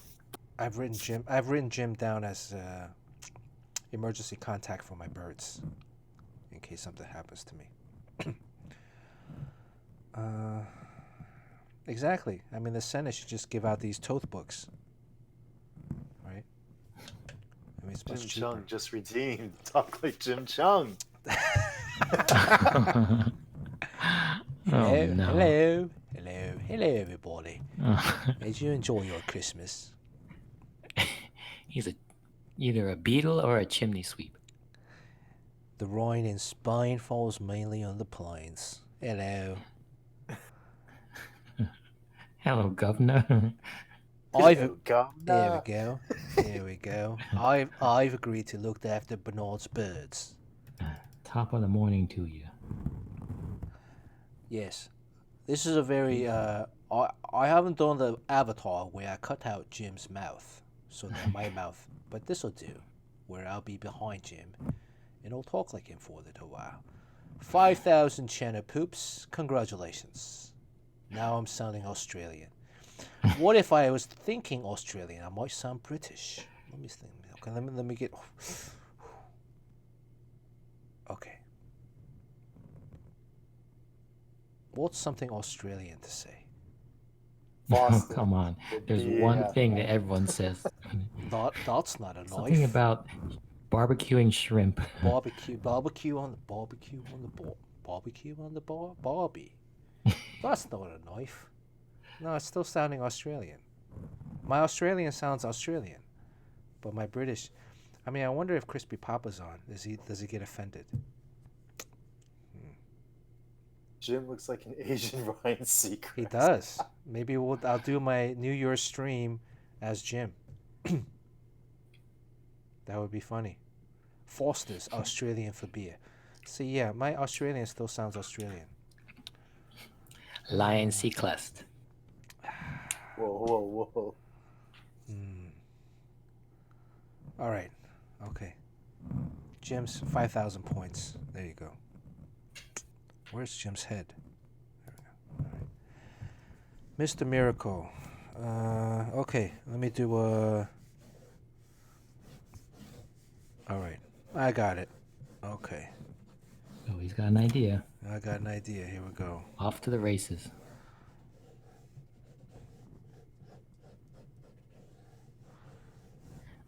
But keep that eraser close. Yes. Just in case. So do you have anything controversial you want to talk about, Sean? Or Jerry? Well, Jerry has to go soon. Well, this is the most crucial part of your drawing, so you gotta pretty much tune us out. Otherwise, we'll be just erasing all night long. I'm drawn to this up shot, extreme shot where he's kind of like tied up. I think I've drawn him too big now. But when I'm done, I'm gonna do it like it's upside down, so like it's hanging. Yeah, this is like the Harry Houdini type thing. Yeah. So, see, that's why I like to ask about,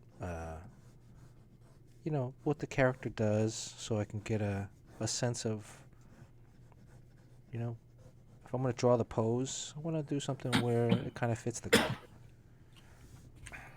So you know how Harry Houdini, when they lock him inside that glass box, and then they put him in the water, so he's gonna drown if he doesn't undo the locks. Mm-hmm. So, do you know how that's done? No. How's that done? There's another box.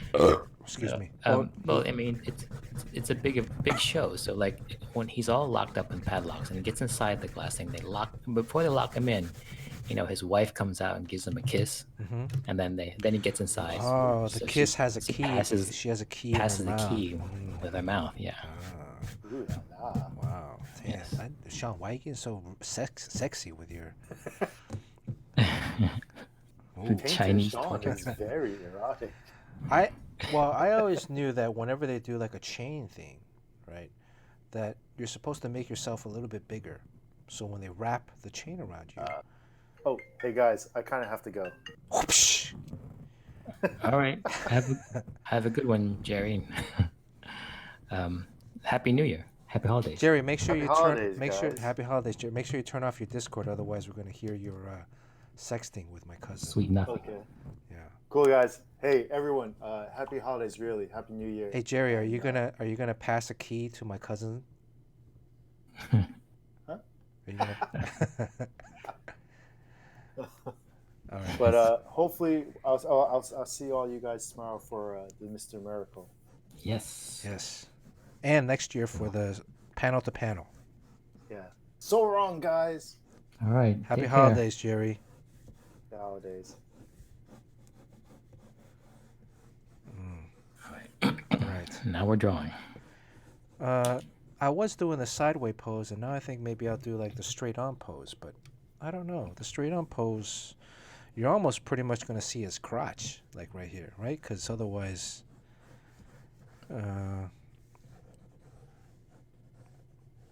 how's that going to work? Yeah, it should work. This is strange. Like if you're doing this in digitally, you would be drawing both sides at once, right? Like using that mirror image tool. Yeah, but I think I'm going to like maybe shift his body a little bit so it's not a complete... Oh, so you want to get artistic with it? Well, just so, because look, if you're like trying to get out, you're going to be like... Yeah, you can be moving writhing. Yeah, you're going to moving your shoulders a little bit, so... Wow, I really told Jerry Oldway I wanted him to be my... I went up to Jerry. I went up to him and said to him, face to face, "Hey, you could be my inker." I said that to him, face to face. I was thinking that maybe you didn't know who he was. I mean, he knew. I'm not even sure why he was inking something. Well, he was inking the chaos effect, so he did. He did the. Yeah. I drew it and he inked it. Wow. That's and then you really liked the way it looked, and then it looked great. He knew what he was doing. Yeah. But yeah, I mean, when I heard that, I was like, "Whoa!" I don't think I would ever ask that. But so either you had a lot of balls, which is good. I mean, like you're not afraid to take up space in the room. I just know I would never be able to do that. So I mean, it never hurts to ask. And either that or that you didn't know quite who he was. Like maybe you thought he was just like an inker, like a career inker. I knew Jerry Ordway, because he had done like Crisis on Infinite Earths, or no, that was George Perez, but he had done like some other DC stuff. Oh yeah. Yeah, and then him. I don't remember going up to him saying that to his face. I saw it. I'm kind of glad. I mean, I'm kind of glad. Oh, okay. I'm kind of glad that Twitter wasn't around back then. Yeah, I think people kind of get the memo about Twitter now, so they know how to hold their tongue. But I guess when Twitter's kind of new, you're kind of doing this for the first time, and you watch people like get canceled left and right, and then after a while, it takes to make it a couple of years. So everyone kind of knows, like in this country, because we're all on the same page with pop culture and everything, how to hold your tongue. But apparently, I guess in Russia, it takes a little longer. I don't think you should be canceled either. No, but I mean, in a sense, it's going to be a little bit harder mature because industry people were really, I'm not even sure why they're so pissed off. But for some reason they are. Like this, they're making such a big deal out of Yeah, I that mean, one statement. I think it's good. Our former editor, Chris, what's his name? We Chris used to have Conroy. an editor, Chris Conroy. Yeah, Yeah. said something very specific, as if he was gonna never hire him ever. Oh. Well, I mean, I haven't followed it for a few days, so I just think like I think it's actually a good discussion to have, right? To talk about, storytelling rules, or Yeah. sometimes like also what was the if you watch have you watched Your Honor? The show, the new show on Showtime with Breaking Bad dude with Oh yeah. Malcolm in the Middle's dad. Um, Yeah. there was a scene in there where a senator says to the principal, rules are like donuts, right? There's always a hole in it. Okay. Yeah, so I think it's a good discussion to have. Storytelling, what's good storytelling? Uh, Mainstream. Brian Cranston, thank you, Lurky Lurk. Thank you, Kevin P. West. But I just probably didn't. It didn't. The comment about taking a job away from somebody else that had been working in the industry for 30 years. That was like a little like, maybe not that one. Yeah. You're taking someone else's job away. And again, it might not even be that for whatever reason. Anyways, I don't know. Yeah. I'm glad I'm not on Twitter. I wonder who he was referring to when he said he's taking someone's job away. Yeah, I mean, there's nothing wrong with doing that, but then when you like start strutting like Mick Jagger after you do it, that's a problem. Yeah. And again, I think having confidence, talking about stuff. Yeah, a lot of people aren't openly talking about things these days because they don't want to have any kind of misinterpretation Yeah, of whatever they that say. was kind of the thing I had. I was thinking about with Mike Choi is that some people, I guess, maybe because they're a little bit divorced from the industry, they don't. They can feel free to speak their minds. There's a certain amount of freedom. And so, I mean, that was the thing with the varnish porn. Like there is a lot of artists, kind of at the same time, big name comic book artists who just finished their painted covers and they're varnishing it. And then so like, oh, I got varnish porn too. Check this out. And then Mike comes out and says like, this thing you're doing is not good. He didn't name any names, but then I can imagine like a lot of times you varnish these things right before you sell them. So then these covers get sold for like 10 grand or more. And then someone's eventually going to get back to that guy and say, hey, you should hear this thing that Mike Choi said. All of a sudden, this artist has a problem now. Like this guy, and he made a sale, and all of a sudden there's a problem now. It's like, I would never do that, but it's good information and stuff. It's good to know, but you put yourself out there and you become very vulnerable. Yeah, because I mean that would be something that we might talk to each other in private, right? Yeah.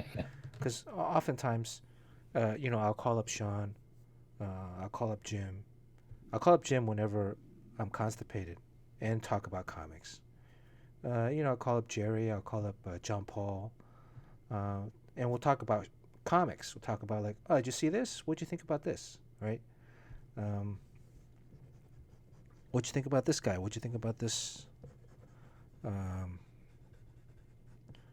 Because, and also it's like, it's a little uncomfortable talking about it in public, because then if you're expressing opinions that aren't necessarily popular, there tends to be a heavy kind of cancel culture out there today. Anyways. Yeah, like that the whole Jay Lee thing. So, and the thing with, I mean, it is something that I've noticed too. These repetitive talking panels, and in particular with like certain writers too are probably writing some of that. But also sometimes it is the artist. Um, Sometimes it is the story. The story requires that, and there are traditional ways of maybe telling a superhero comic, but then there are influxes of a lot of. I mean, look, a lot of writers break into the industry these days, um, and artists break into the industry these days from independent comics first, right? They're doing their own indie comics, and then they build up a fan base, they get some notoriety, and then one of the mainstream companies comes knocking and hires them. Um, so there's storytelling sensibilities that might have been adapted or adopted when they were um, kind of indie comics that are now kind of been absorbed into mainstream. Again, when we say mainstream, Marvel, DC, superhero comics. Would you say that, Sean? It's very different than when we first started, right? Yeah, I think there's a lot of pressure from editors.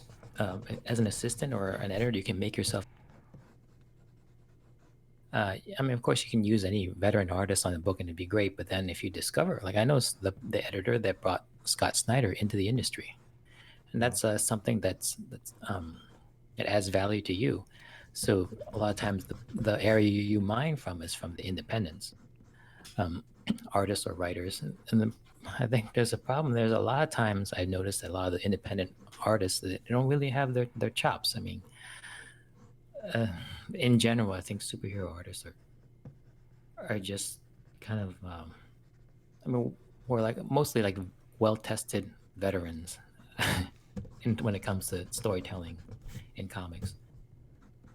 And the indie is it's still I mean it's kind of snobby, but then Marvel and DC can pick and choose who want to hire. But then if you're independent, a lot of time you gave yourself a job. Yeah.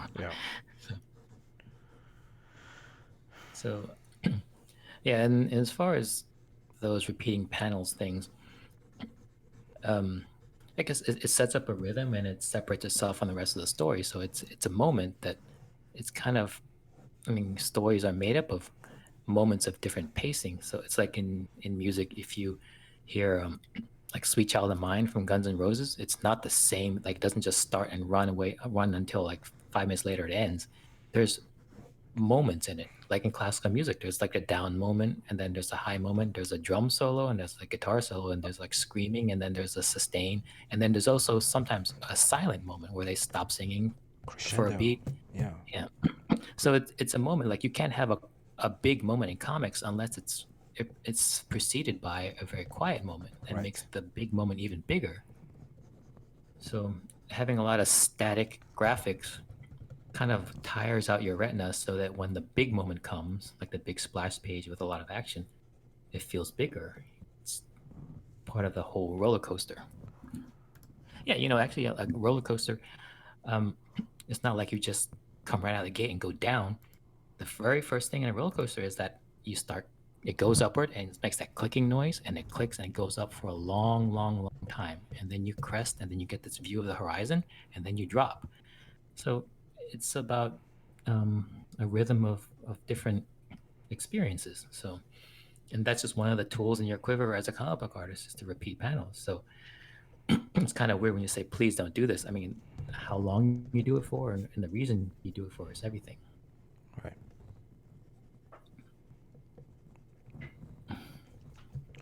And look, everybody's Jerry talking. still. Everybody's talking about it. So, um, Yeah, I'm not sure exactly what they're talking about. Is it whether you can use it or whether this guy had the cojones to call out people by name? right. Because I mean, Bagley was involved and Donnie Cates was involved. And Mark Bagley is like a. I mean, he's been in the industry for 30 years. Yeah, he's a veteran. He started way before we did. Yeah.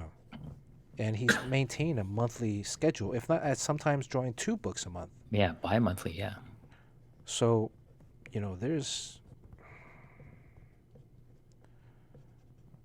Yeah. I just think. And I don't know who he was referring to about him taking that person's job, and also taking the person's job because he draws better than that artist. Yeah, it's very cocky. Uh,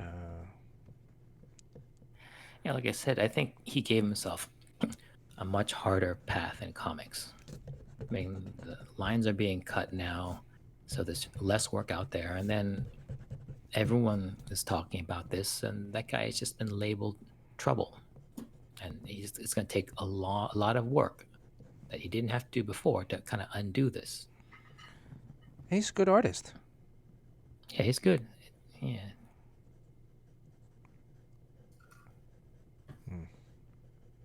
Yeah, he reminds me of the Chris Pachalo. Well, I mean, his style changes. There's a lot of Chris Pachalo. There's some that are J. Scott Campbell. I mean, there's some drawings that are J. Scott Campbell. There's some drawings that are like Greg Capullo. And Greg Capullo, James Scott Campbell, there is some thresh. It's not very close, but some. It's like almost a caricature, slightly cartoonish gestures and faces. And then there's also I see some Scott Gordon Murphy Okay. in there. Sean Gordon Murphy. Sean Gordon Murphy, yeah. So, sorry. And, you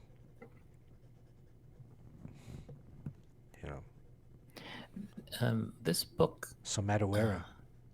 did he do the cover? I think I remember the cover is like just a girl with a sword? I don't know. Sitting on the back or something? Oh, I'm not sure. I mean, it's that Mags Versace book, isn't it? About I forgot what it was. Buffy the Vampire Slayer? The female Jonah Hex, I think. Okay. I don't know. Ginny Hex. Yeah, I'm not sure if he drew that cover, but I remember before I knew anything about the book, I was kind of mesmerized by that cover. I kept on looking at it. Like something about it really caught my eye. Yeah. No, there's definitely talent there. I think there's definitely, and I mean, it's certainly brought attention to himself. So who knows if he's able to flip it? It could still work. End up with even more work because definitely soon a lot of people. Yeah, I mean, this is a well-worn path also with Rob Liefeld and even Todd McFarlane. Is you end up like you start up being the bad boy. Like I think they used to say that it doesn't matter what they say about you as long as they're talking. Right. So I mean, I didn't know who this guy was. I mean, he's from across the ocean and he has some strange name. I've never heard him before, but now everyone knows him. So it's good for something. Yeah. Again, how he's able to flip this. Hey, this Mr. Miracle, is it a mask or is that his real face? I think it's his face. So that's It's hard because I see the Jack Kirby versions where yeah. you know, it's hard So to say. is it a mask or like because his mouth, he kind of has a mouth like Batman Beyond's mouth. Like is Batman's Yeah. Beyond's mouth? How does that work? It's a mask. Yojimbo says it's a mask. Okay. All right. What else can we talk about? Where'd you get your kids? What did your kids get for the Santa Claus? They still believe in Santa Claus? Well, Eloise does. I'm kind of proud of them. They didn't ask for that much. I'm not sure what it is. Like maybe because I'm constantly crying poverty. But yeah, they really didn't ask for that much at all. Okay. I kind of like this face. I have. I'm drawing his with an underbite, so his teeth aren't even. So Like he's struggling. yeah, so his like lower mouth. Now I can't do it because I'm thinking about it, bro. Yeah. Yeah, kind of Yeah, like you that. gotta. Every artist like makes the face. Right. It really does help. If there was a camera on me while I'm drawing pages, I mean like without a mirror, I'm Yeah. not even looking at the camera, just making the face while I'm drawing it. And everyone has like even like Joe Quesada, they all have a mirror so that you can make the face and look at it. But then being like an Asian guy, I didn't want any of that Asianness to infect all the characters I draw. So Why not? I would still use them. Well, I mean, if I'm drawing Superman, he is like the whitest, most American. You can make him Asian. It's okay. Besides, it's really just the facial features. A degree. Yeah, nowadays you use your phone. Nowadays I take pictures of my phone, my hands or Yeah. anything. Before I used to look in the mirror. When I was a kid drawing, like first, second, third grade, and I couldn't figure out the pose, I look in the mirror. My mom would come and she would catch me a couple times. Like, she's like, "What are you doing?" I'm like posing in the mirror, like drawing these football poses, you know. You know, if you draw superhero comics, like if you draw Marvel and DC comics, you're always gritting your teeth and and clenching your teeth all the time for everything, for Is- flying, for punching, for being punched. Yeah. Is that stress? I mean, yeah, there's that, but in superhero comics, there's like really only a couple of. I mean, it said there's only a couple of expressions, which is really a bad thing. So that's why I use the mouth chart, the animation mouth chart. Oh yeah, All right. I think that's cool. I'm pretty set on the pose, right? What do you think? The Yeah, I head's think the head's a little big, but your erasing days are over. I think you finally. It takes time for your brain to be able to do two things at once, like walk and chew gum. So now you can actually draw and stream. oh, don't say that, Sean, because the next time I'm gonna jinx it. next time's gonna It's be gonna be a 6 hour stream. How old are we on now? 2 hours? Oh, 152. Okay, yeah. I'm getting a good sense of like time. This Tough to draw that expression seen from below. So it's once again, it's 3/4 from below with an expression. It's for big boys only. So don't try this at home. and he has a chain. Is this a chain that connects these two round things? It's more like a graphic. I mean that Oh, it's even just a those graphic. yeah, those circles also are almost like they're painted on, and then the chain is like sometimes a straight line, sometimes it's like a wiggly electric line. Yeah. So you know, with Jack Kirby, it's all graphic. All right, I'm gonna make it like a real chain. And he's So gonna then be you're gonna upside wrap down. chain around him too. Yeah, wrap chain. These are So the, you had the chance to avoid drawing chains, and you gave yourself the assignment to draw a chain wrapped well. around a How's he person. gonna? I mean, he has to escape, right? Yeah. He has to escape from something.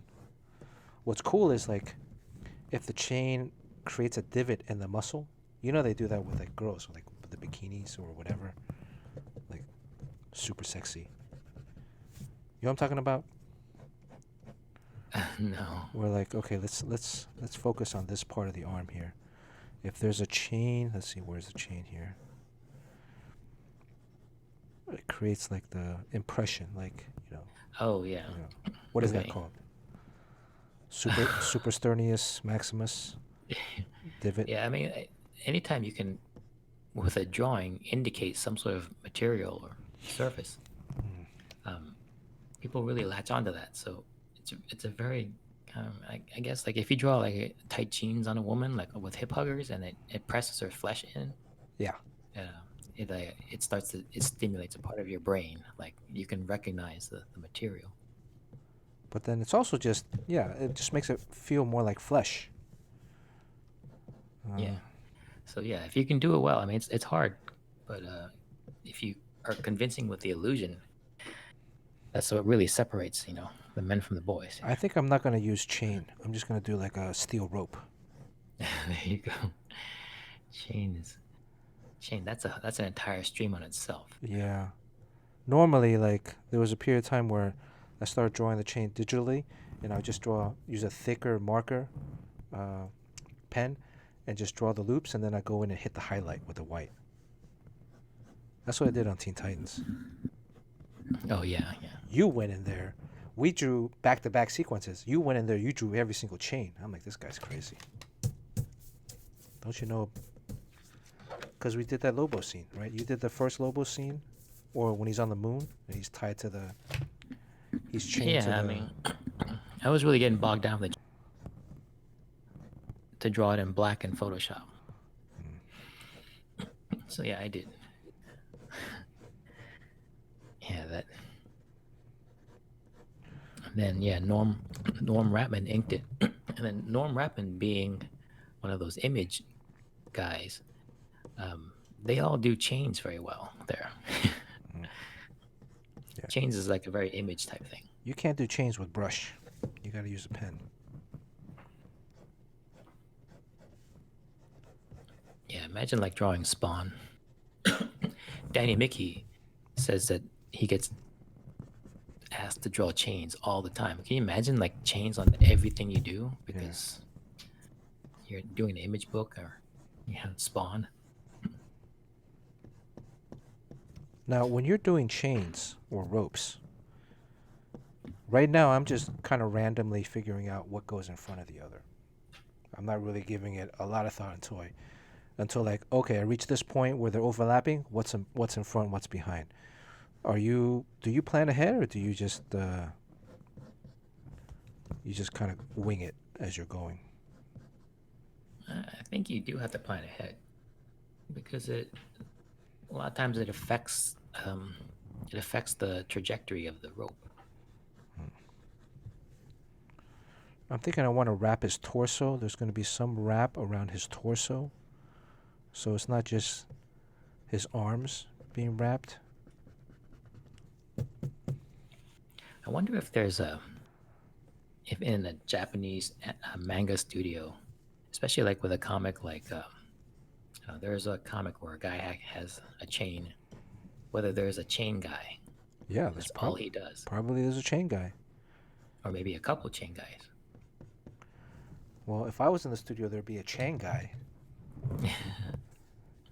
Boom. Nobody likes that joke.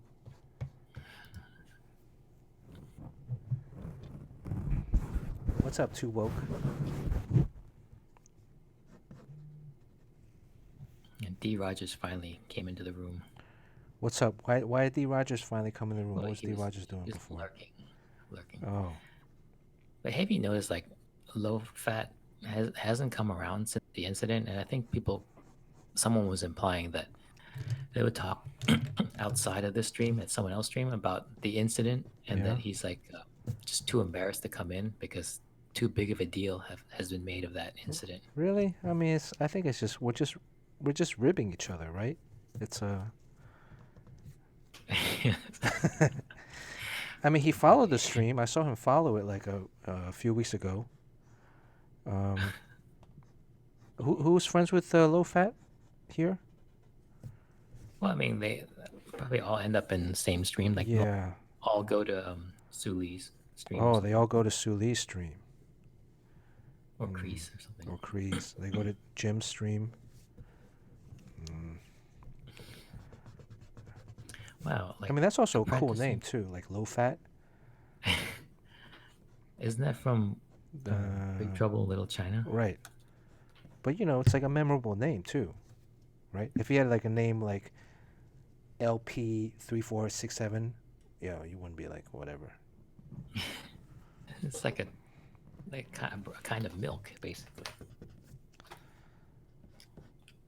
We should call him 2%. 2%. Or, yeah. That'd be funny. That'd be funny if he came back and then he got muted again.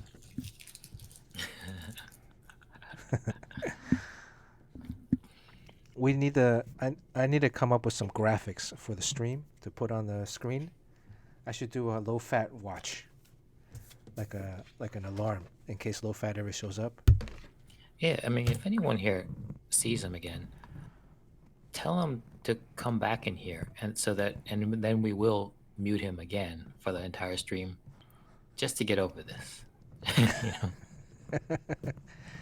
Oh. He looks like a cool guy. Oh. Yeah, Matthew Crossart knows him. Okay. All right, Matthew. Tell him to visit, man. Come on. I mean, we're one big family here. Yeah, just...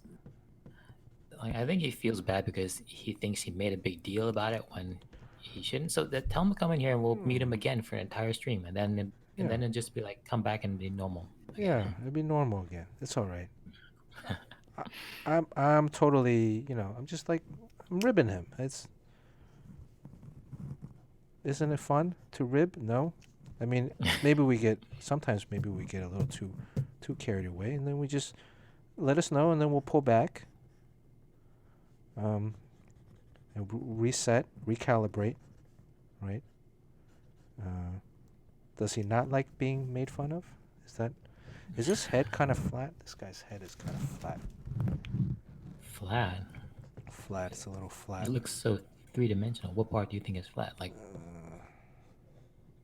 Chin, this area maybe. I don't know.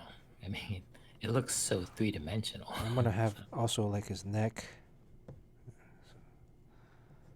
You know. Okay. He's making the face like his wife did not pass him the key. Yeah. It's like she passed him the gum instead.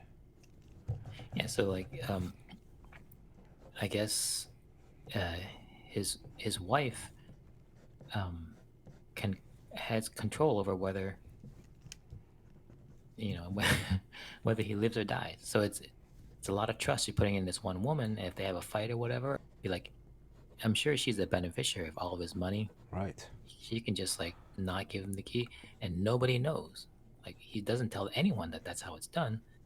Then she would just be rich and go off with someone else. So it's a lot of trust Going there. off with someone else. That'll make a great story. Wait, I think I hear Jerry. Yep. Yeah. How do you get rich and go off with someone else? Well, did you hear what I was saying about I just came Houdini. into the end where Oh. someone rich.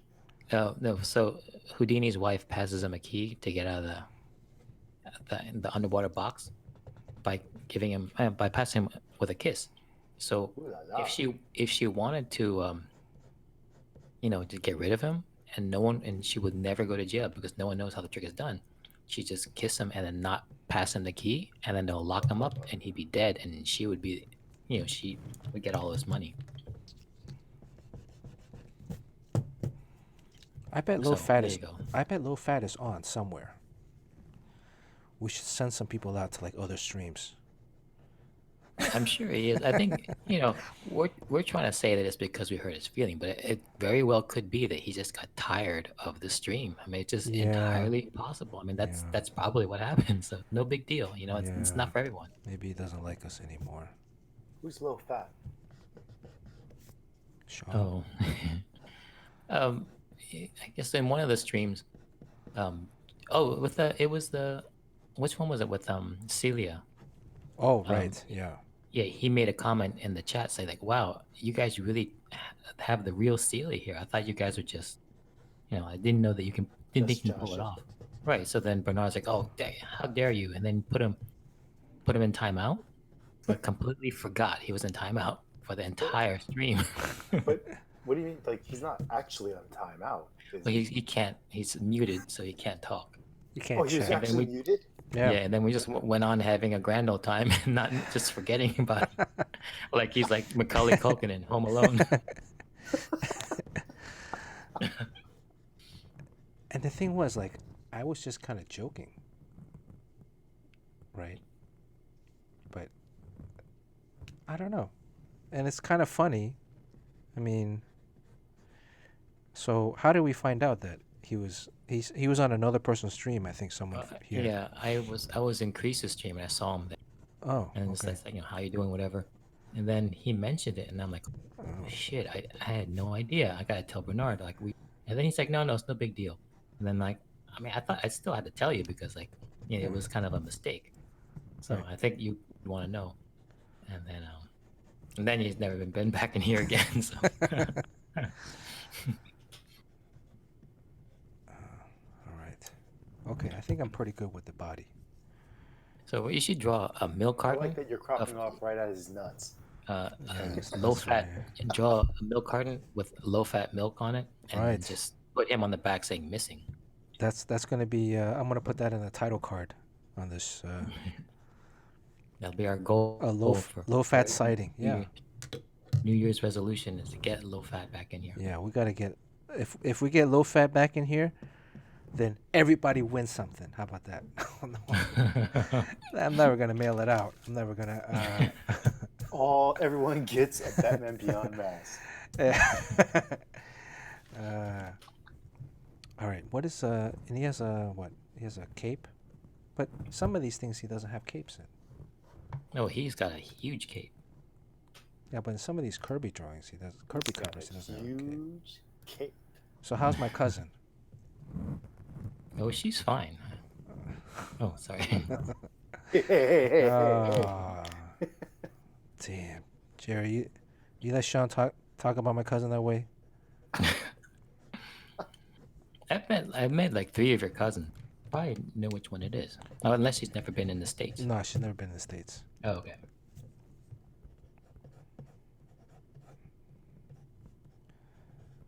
Oh. Which cousins have you met? The one that start with a B. Cousins, Bernard. Oh, okay. There's, I think one. Was it Texas or something like that? Oh, right. Because we were at Wizard World Dallas. Yeah. Yeah, and she was Jennifer. Yeah, that one. She's married now, Sean. You can't. Yeah, you're married too. What do you need? You didn't. Yeah. What are you talking about? Here, I'm gonna throw some of the cape in here so that it looks like, he got tied up. Maybe when he was flying or something, and the cape. So you're intending to flip this upside down? Yeah, that's why this stuff is because then ultimately it's gonna be like this. Right, he's gonna be upside down. Right.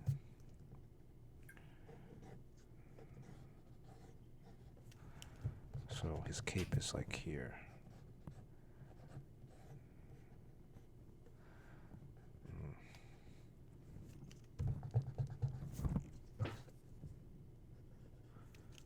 So, Jerry, that was a very fast conversation. Yeah, well, it's like 2 in the afternoon there, so she was like in the middle of work. Oh, okay. Anybody got any? What just happened? Mr. Joshua. Mr. Joshua gift shared rewards to 5 others. Wow. Thank you, Mr. That's Joshua. really generous. Yeah, thank you so much, Mr. Joshua. Spirit of the holidays. Anybody got any New Year's Eve plans? No? There's not much you can do, right? Well, I'm going partying. Okay. What is his outfit here? It's just red sleeves. He's wearing like yellow sleeves. Yes, he's got yellow sleeves and green gloves. Yeah, there's 3 different colors going on. Like red t-shirt, yellow yellow sleeves, and green glove. All right. And then what is his torso? Some crazy belt. He has a belt. He has underwear. He's wearing like green underwear. Green underwear, red leggings, boots. Okay.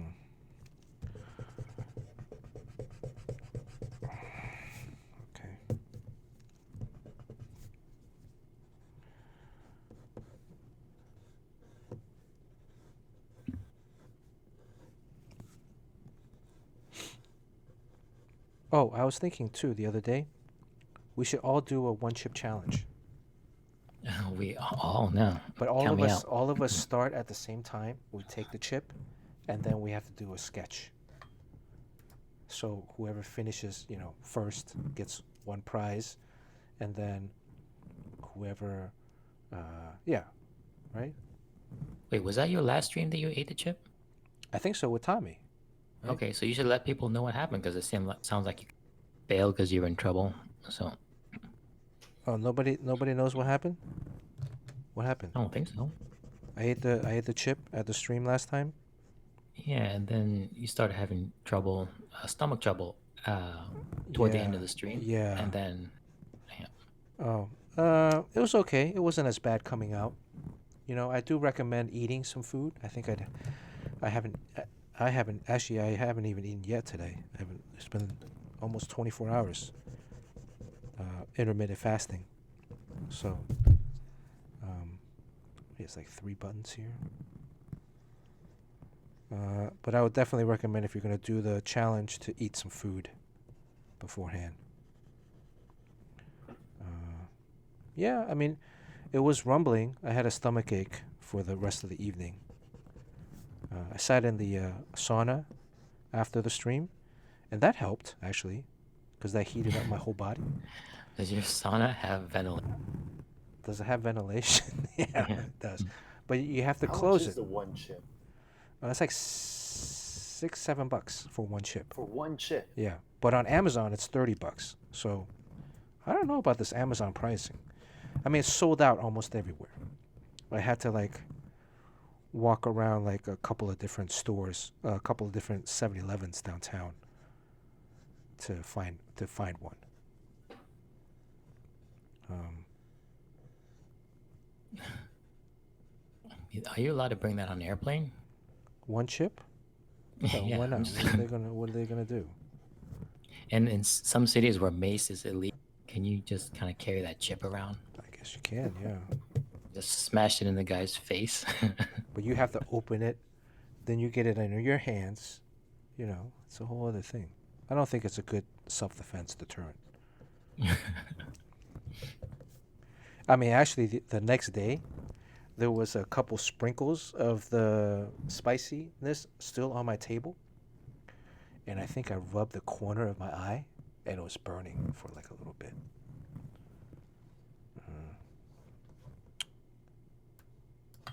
All right. What did Matthew Crosshair says he'll make it out of his pocket? Pay for shipping? What is he talking about? He's gonna make the one chip. Oh, he's gonna make the one chip? Well, also the other thing is, you get a coupon for a bag of ghost pepper, uh, ghost pepper chips later.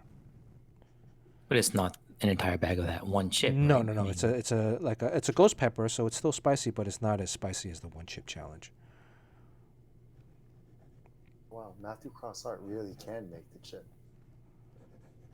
Oh, because he does hot sauce, right? He's And got Marika dust and the Reaper dust. Damn. Reaper dust. That sounds bad.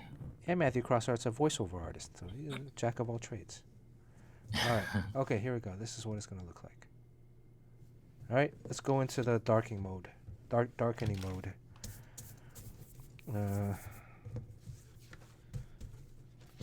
All right. Anything else? Let's give away another. Let's do the number 2 giveaway Okay. real quick. No practice spins. That's a complicated drawing there. That you,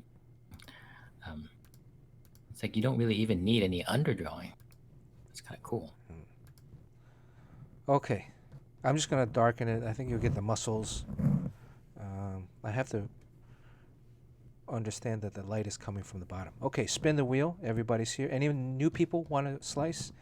Anybody that's been watching the last New people. half an hour want to slice? Type something. Type white elephant in the chat, please, so I can get your name and add a slice. Otherwise,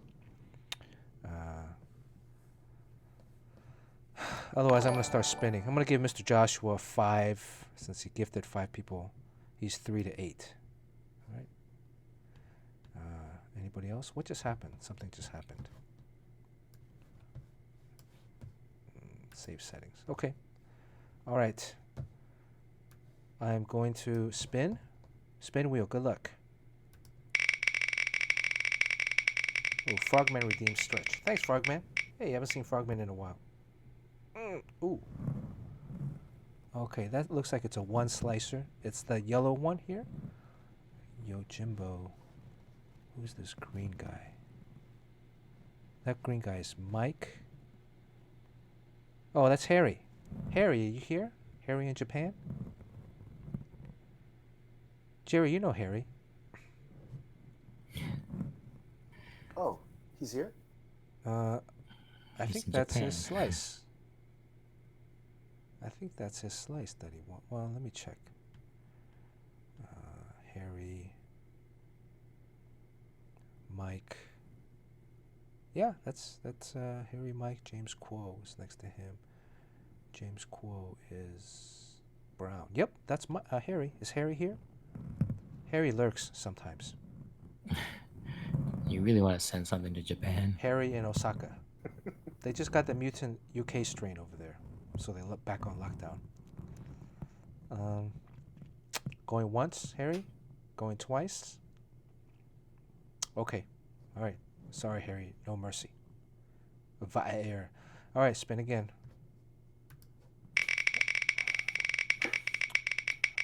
I'm a little bit more efficient in the spinning again phase, right, Sean? Okay, this is red. Thankfully. D. Rogers. D. Rogers. Where's D. Rogers' slice? There's D. Rogers. Jerry is the brown. The green is Suli and Cool Hand Luke. Cool Hand Luke, are you here? Cool Hand Luke? He was here earlier. Cool Hand Luke. Cool Hand Luke going once. Cool Hand Luke. Wake up, wake up, wakey, wakey. Wakey, wakey. Cool Hand Luke was here. Is he still here? Is the question.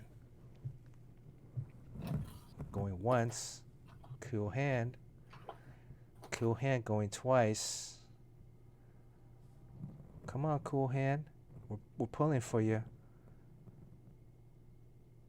There he is. There he All is. right. Cool Hand Luke. Okay. There's 8 numbers. Number 6 has been selected by Carson McKinney. You can steal number 6, or you can pick any of the other numbers, 1 through 8. Give me a number.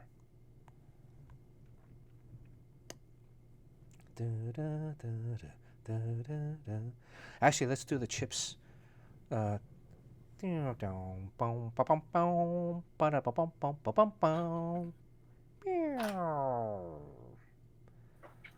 Sean, did you ever, 6. So you're going to steal Carson McKinney's 6?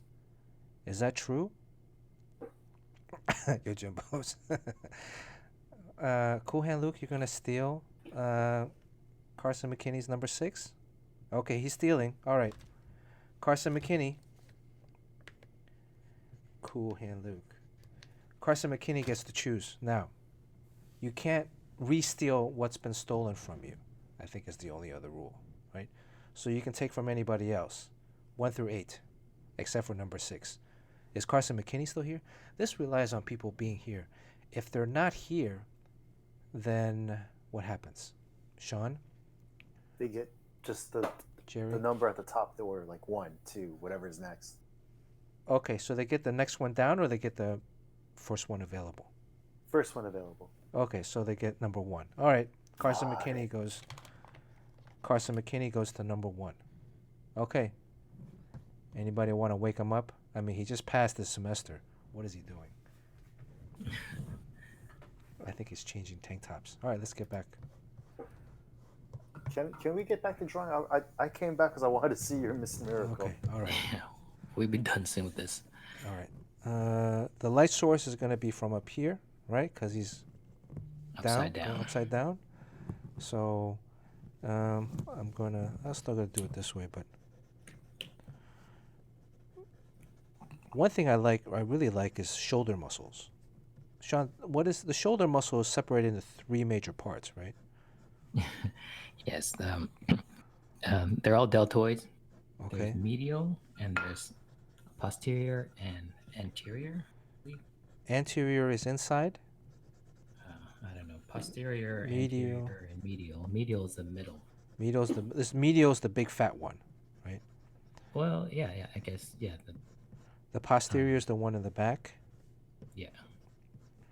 and then It's really weird. Like, if you think about the range of motion that you can have in the arm, you can be down by your side, or you can be doing a Superman pose, and all that can happen without tearing the skin off. I mean, when we have machines, we have machines that have that same range of, but they may have a part you can't really wrap skin around it. So it's pretty incredible, and it's also a little bit delicate because you play sports, you throw it out or whatever, and Right, get because of the frozen rotation. shoulder, all that. Yeah, I get frozen Yeah. shoulder. Yeah, I get frozen shoulder from just drawing comics. Yeah, so you should get disability. You know, frozen shoulder is no joke, man, because you can't raise your hand. And Yeah. then what happens if you raise your hand? You look like you're saluting. You know, it's not. It's not a good thing. And then like I'll play ball with it, and then somehow I'll like tear the tendon or the viscus that's Yeah. preventing the shoulder from moving. And then I have full rotation, full movement. But then like the next day, it Yeah. hardens up again. When you have a problem where I don't know, when you have a problem with it, I think they tell you to move it around. Yeah. The only way I so got that it rid doesn't of get it. frozen. The only way I got rid of it was I had to go see a massage therapist that would just work on the shoulder for an hour, 3 times a week. Break it up. Basically, he would go inside, dig inside, and break up the scar tissue. Wow. Yeah, it was extremely painful. Yeah. It could take sometimes a couple of years to get your shoulder back, and then sometimes it never really comes back 100%. Yeah. The last Oh, time... snap. What happened? Jim Cheung is co-creator of the Young Avengers. Yeah. I just followed him on Instagram because your Jimbo posted it. Yeah, that's great. I guess I'm not sure whether that's a courtesy thing or because they make these rules where you don't have to. They can screw the artist in so many ways. So it's great if you get co-creator credit. Yeah. He worked on the series. He was the first artist on the series. And then I think one of the characters was in a recent movie. So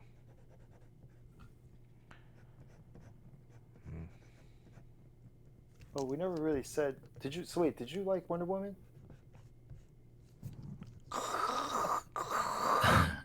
You'll have to answer that yeah. in voice. well, let me see. Or are you asking if Jim liked it? Okay, let me see if Jim liked it or not. Did you fancy it? You see it on the telly? Did you see it? I rather fancied Wonder Woman. Whilst I watched Wonder Woman whilst drinking eggnog in a wee bit of Scottish whiskey. It was rather Gal Gadot stole the show.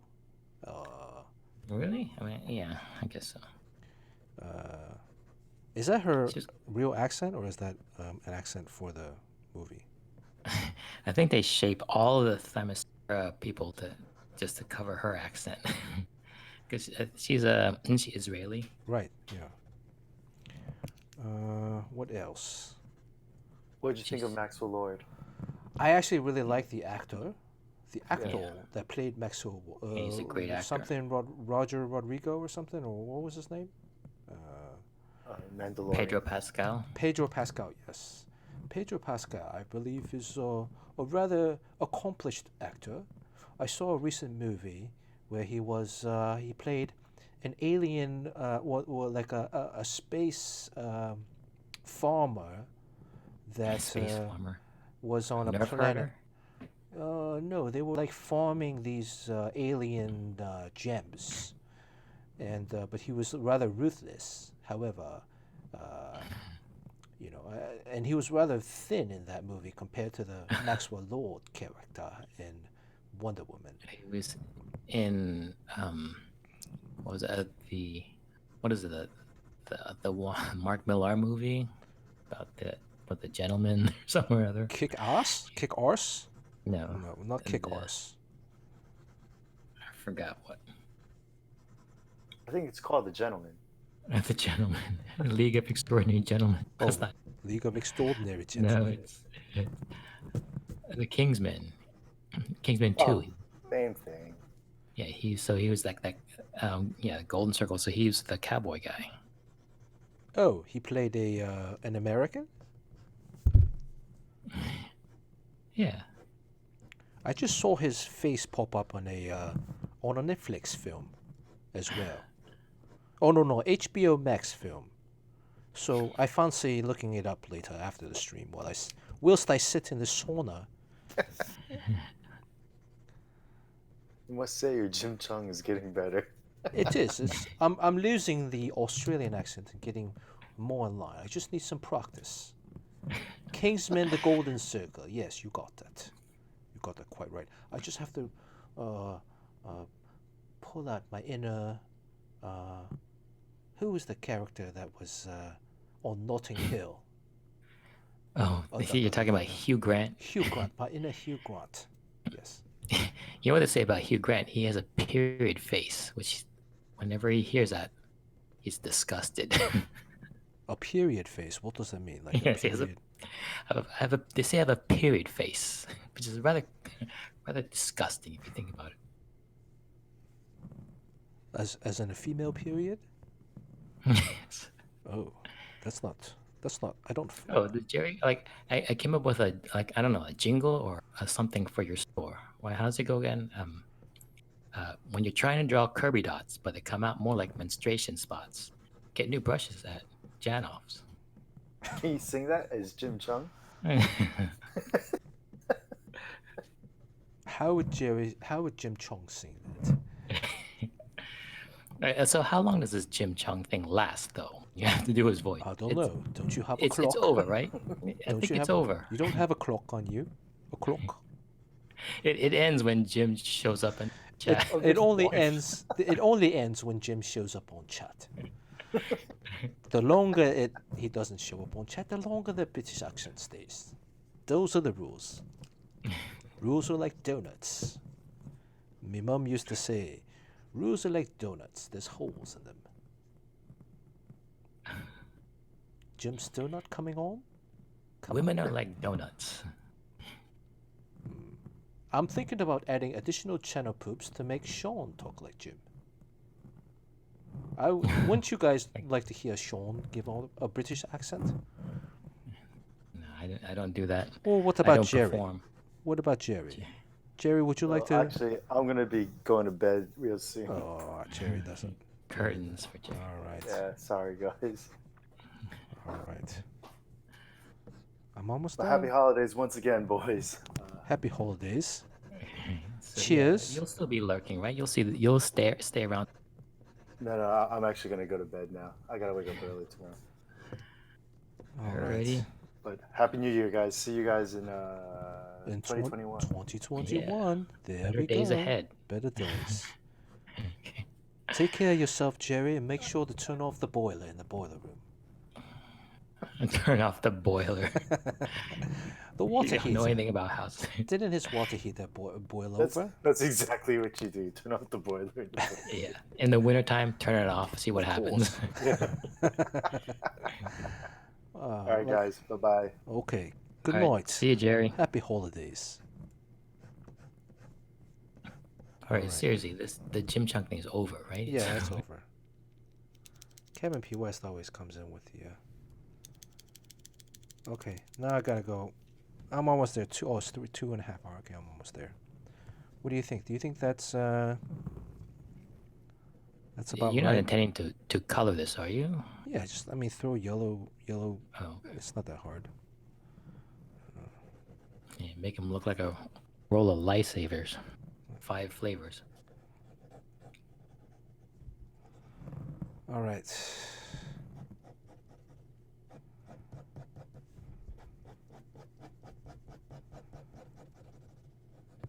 How is this?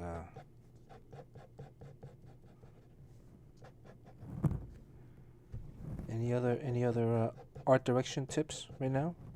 I think it's looking great. I mean, there's a lot of subtle graphite rendering, which looks fantastic like this. But I'm afraid that when you put those loud colors on top, Yeah. all you're gonna see is the the Rastafarian flag. Well, I'm gonna go darker with the pencil. What do you think? Okay, that's right. You have Yeah. to darken. There we go. Look at this. All right.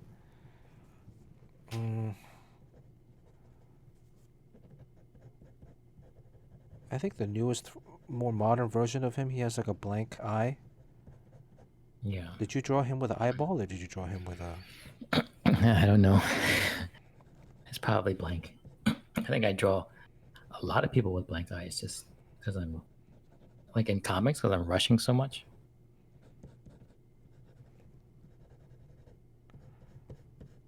They still haven't figured out a good interpretation of the blank eye in movies, have they? Wow. It's tough in comics because I do a lot of expressions. Like it doesn't matter which way the head is facing, as long as you make the eyes connect. You can do a lot of acting by. I mean, I think when you're a beginning artist, you kind of like whatever the person's facing or talking to, like you put the head facing right at the other person, thinking that the eyes don't move. But you can actually say a lot with body language if you turn their face away, but turn the eyeballs toward that. So it's especially with women, it's a very it's like flirty or whatever. So when those characters have no eyeballs, it's tough. Yeah. Sometimes I would go for that effect, but then I realize and go to draw the eyeballs in. And it's like, oh, this is gonna be great. And I realize, oh, the person has no eyeball, so now they're not even looking at each other.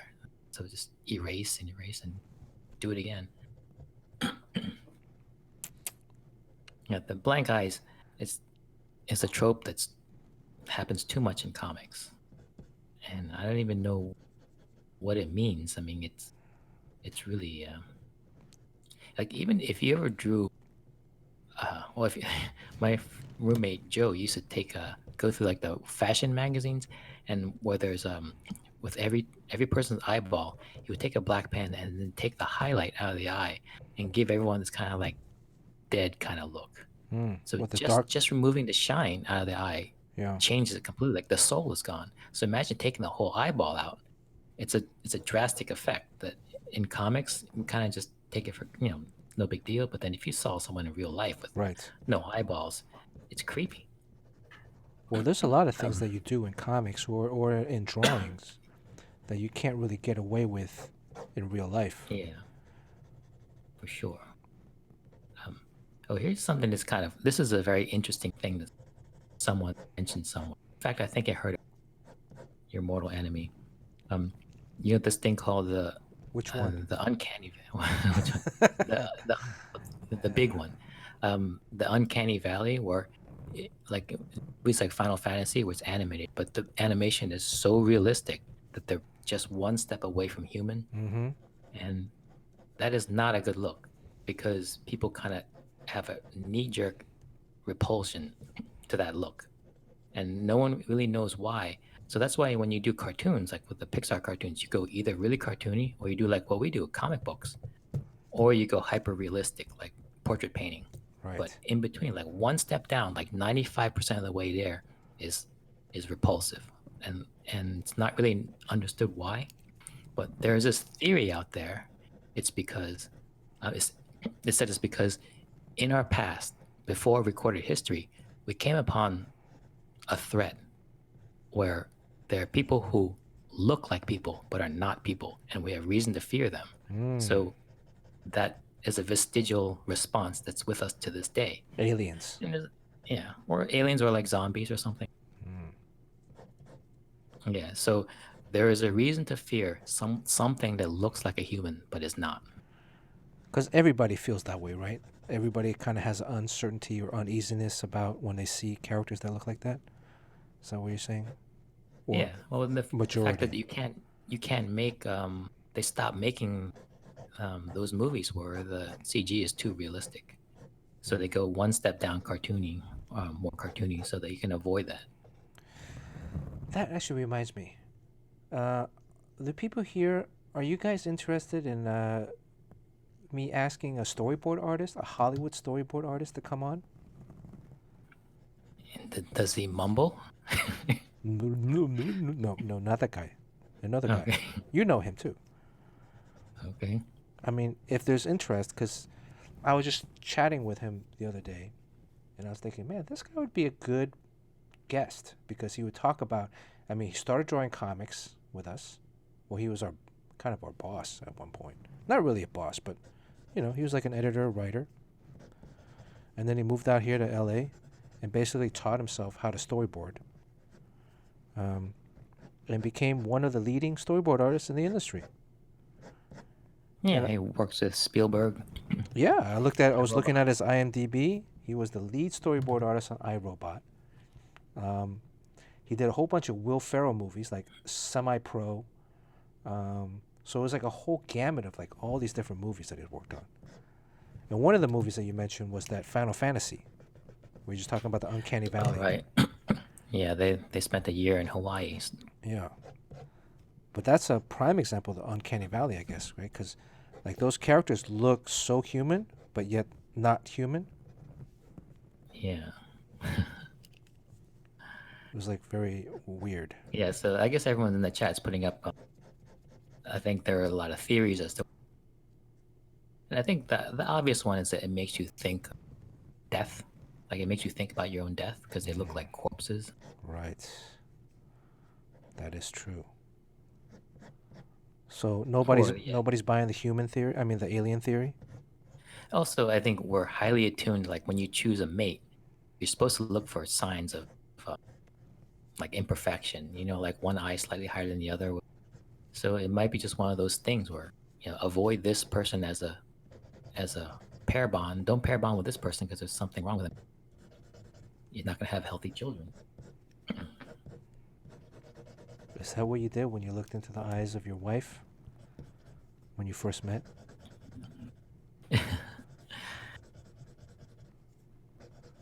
There's. What? You broke up there a little bit. Oh no, I didn't see anything wrong. Yeah, so yeah, people with symmetrical faces, especially like in the T-zone of the face, the eyes, nose, mouth. And I think the T-zone has to be kind of a perfect T or like symmetrical. But the ears don't have to be. I mean, ears can be like half an inch higher. So even someone like Shannon Doherty is known for having a crooked face. You can still be attractive, but I think there's I don't know. Your mileage may vary in whether you want to pair bond with that person. I think also like looking at a picture of someone is different than when you see them in person. Do you ever think about that? Like when you look at a picture of someone, it's a static image, right? But when you're with someone in real life, they're like constantly kind of slightly moving at a different angle. You're never really like dead on straight. So I don't know. Yeah. Where are we getting at with this? I don't know. Ryan Gosling has a crooked face, says Yojimbo. There are a lot of people. Yeah, there are a lot of people with like crooked faces. Ryan Gosling isn't he supposed to have like the perfect male face though? I don't know. You know that movie he did about jazz where he was with I forgot what her name is already. But to me, if I were to sum up that movie, I would say that a man whose eyes was too close together falls in love with a woman whose eyes are too far apart. La La Land? Yeah. Emma Stone, yes. Emma Stone. She's gorgeous. You don't think she's gorgeous? Yeah, I think so. But yeah, her eyes are like a foot apart. Well, so is the girl from Queen's Gambit. And she's like stunning. You know, that's an interesting question. Like, I guess the reason I sum up that movie that way is because I'm an artist. Study them intently. So would you rather have, if you're a female or male, to have eyes, do you prefer eyes too close together or eyes farther apart? Like, I think with women, it's attractive to have the eyes too far apart. Yes. And I don't know why, but I think we can all kind of get on that same page. Kevin P. West had to do a commission of John Bon Jovi, and he says his eyes are way off.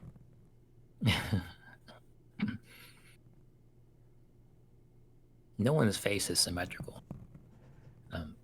But in general, the more symmetrical, the better chances you have at looking more handsome.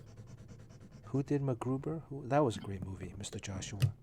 Ryan Phillips and Felipe. Yeah, MacGruber. That was a great movie. I thought that was one of the... I've seen that movie a whole bunch of times.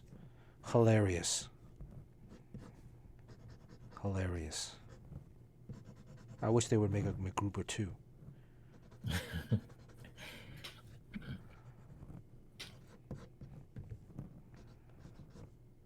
All right. Anything else? We're going almost there today. I think after this, I'll give away. After I've I can see how you're really prepping for the college, bearing down. I mean, Yeah. like, I think like that's the benefit of just getting experience as an artist. You'll notice a pattern, and then you kind of adapt to it. And I've really liked in the past the last few ones I've been doing the background. I really like that how that comes out. It tends to give each piece a little bit more energy.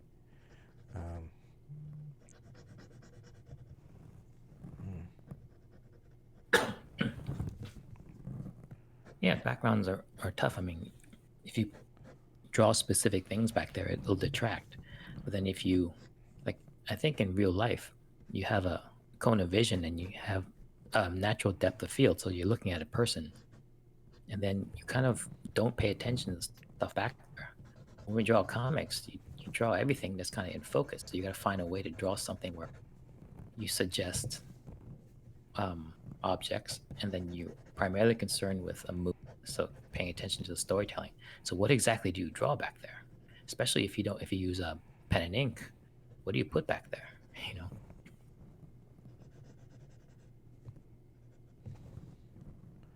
So what are the kids into these days in terms of Christmas gifts? I'm not sure why they didn't get the right. Well, if you have a girl, a daughter, then you will know what Crush Crush Secret Crush is. Crush Crush Secret Crush. Yes, it's Okay. It's the toy. It's the toy that they have. And then Travis is just a weirdo. So, like last year, he wanted one of those Russian hats, and then I think this year, he wanted some sort of weird Like a pillow. like a wool hat. Yeah, he's weird. And then if you have kids, you would know what Roblox are. Roadblocks. Roblox. Roblox, like Yeah. like robot but blocks. Yeah, I mean, like kids, they're all into Roblox, but I guess adults just may not know at all what they're talking. But Yeah. it's currency with kids. Okay. So she's no longer into what, like a few years ago it was like a purse that comes into that when you open it up has a doll with accessories. Like that thing's out. Yes. No, she's still like, I mean, Crush Crush Secret Crush is just another made by the same company. Like every year they come up with a new version of Oh, okay. kind of I guess they play off of the unboxing phenomenon. Okay. So every toy now is like a ritual of unboxing. Okay. Man, completely missed the train on that. Like the richest kid on YouTube is some kid that does unboxing, right, or something like that. Yeah, and everyone does unboxing now. But what's weird is sometimes I have to look up this toy that she wanted, the Crush Crush Secret Crush. So I type it into YouTube to see what's available out there. There's looks like full-grown women, like just adult women, wear like fairy outfits and cat ears, Yeah. and they talk in a high voice and they unbox things, and they're doing it because maybe they're out of work and they just want to make money, so they gotta have some sort of way to make money, so they do unboxing videos, and they're just full-grown adults pretending to really love these toys and get really excited.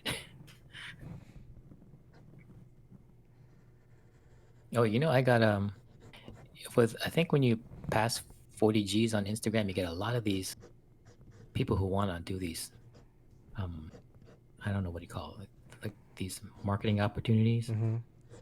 So a couple I got recently, like Domestika, wanted me to do tutorial stuff, and they all claim that they're gonna make you tons and tons of.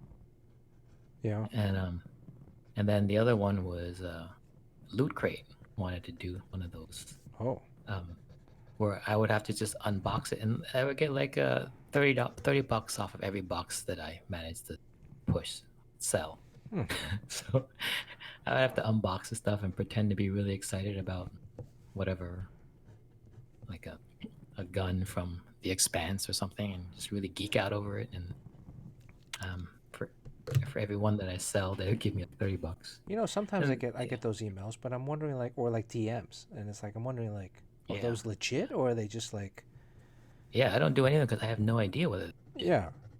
I mean, are they legit or are they just because you get ones like now I'm getting inundated with ones saying like, oh, you want a blue check mark next to your name?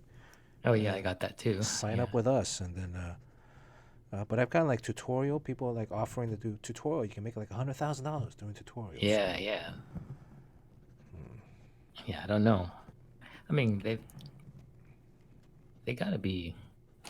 Well, I guess what I'd like to do is find out, like, talk to like Eric Canetti or someone who's done these things before. It's like, Right. which one is, which one's real? We need to have a database, shared Yeah. database. Yeah. There used to be like a secret Facebook page for creators. There isn't anymore. No, at least I'm not in it anymore. Oh, you have to be. It's like invite only type thing. Yeah, because it was secret. Right, and then I guess they kind of frown on the secret groups now. There was because they're not so secret. Yeah, the Whisper Network one got almost like hacked and exposed. But the secret comic book artist page on Facebook, I mean, it was fun because you're talking to other pros, and then they're giving like most of the time they're giving like, oh, I'm using this computer with this software, you guys, or I'm using this pen, or I tried this new, so I found it very helpful. So yeah, that's like a real, like, if you think what a comic book convention is, like if you go to a plumber's convention, you would go there and you'll like share trade secrets and kind of lift the whole industry of plumbing together. That's like a plumbing convention, and you sell your wares. But then a comic book convention is different, which is basically, it's anything but that. It just seems like we don't better the industry. We just sell stuff to fans and then get drunk with other. So I guess that Facebook group is like a true comic book convention. Right. I mean, nowadays it's just us calling each other up on the phone. Which, by the way, did you get my note about the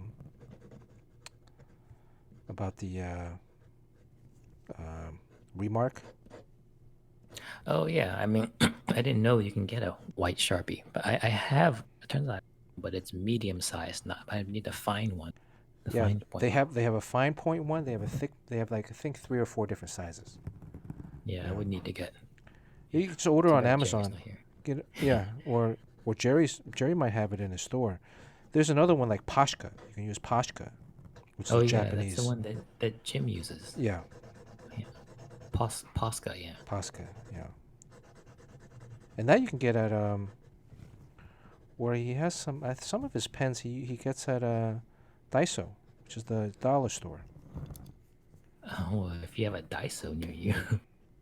You have a Daiso? Oh, that's right. There's probably one in Chinatown. Yeah, if you go to Flushing. But or just I mean, I guess Amazon. Or tell Jerry. He might have it in his store. All right, I'm almost done here. That's pretty good. It's like you inked it with a pencil. Yeah. It looks much darker on the screen, but I mean, in real life, it's not that dark. I think it's because usually actually it looks lighter on the screen usually. Yeah. Because when you put it on Instagram, it gets darker. Yeah. Well, it's actually pretty. Okay. That's cool. All that stuff, like you can. If I was drawing that, I'd have to like draw one strand of that rope, and then move it around and draw it again and draw it again, and just to get it to feel like it wraps correctly and everything, and to get it to feel like a rope. And I would never really commit. And there's so many ropes going around, and I would probably spend like 10 minutes on each rope, and then my book would be late. So I don't even know how I survive one issue of a comic.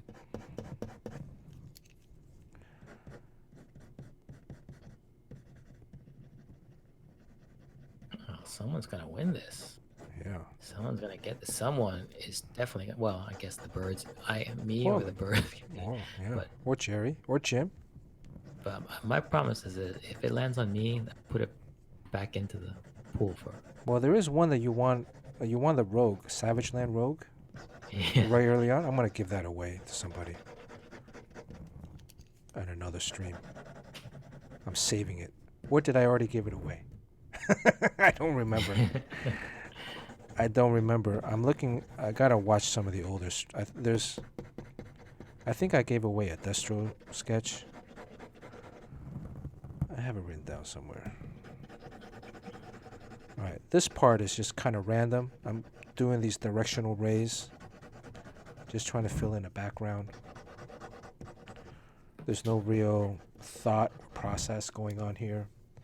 So you weren't gonna do the background in color then? No, I'm just gonna do this.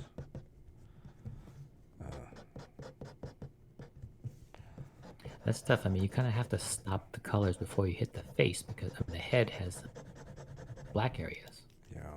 So you can do the halo. I don't know what you feel about halos. You can, Yeah, I don't know.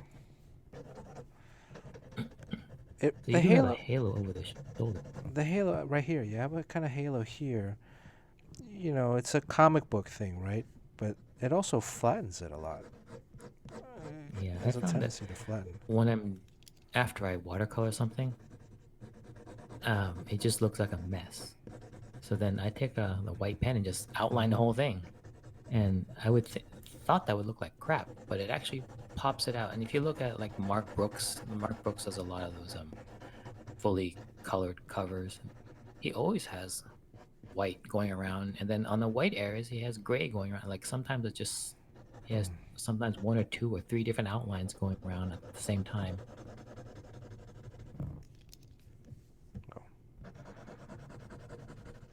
All right.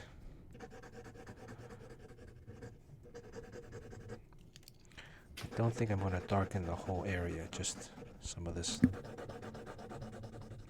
down here. Give it some context.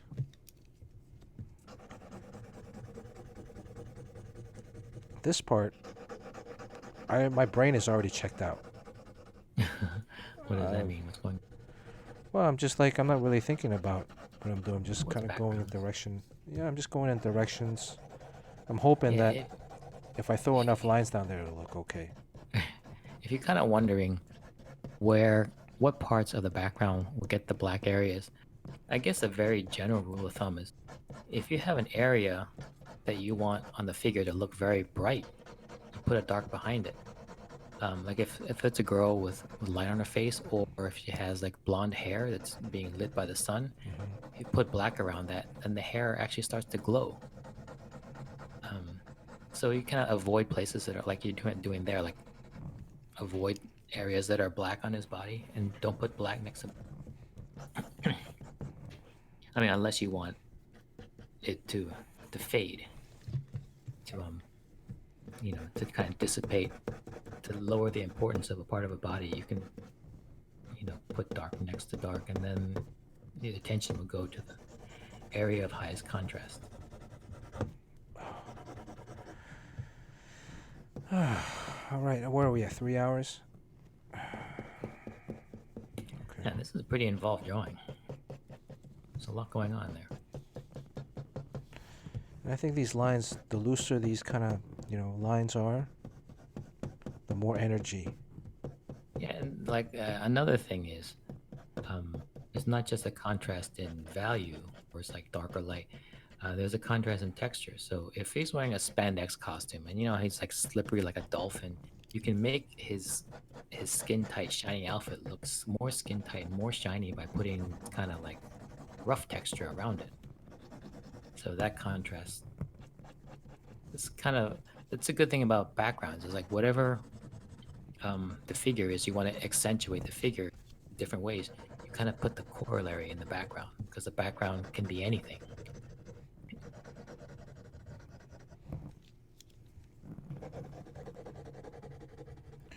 Okay. All right.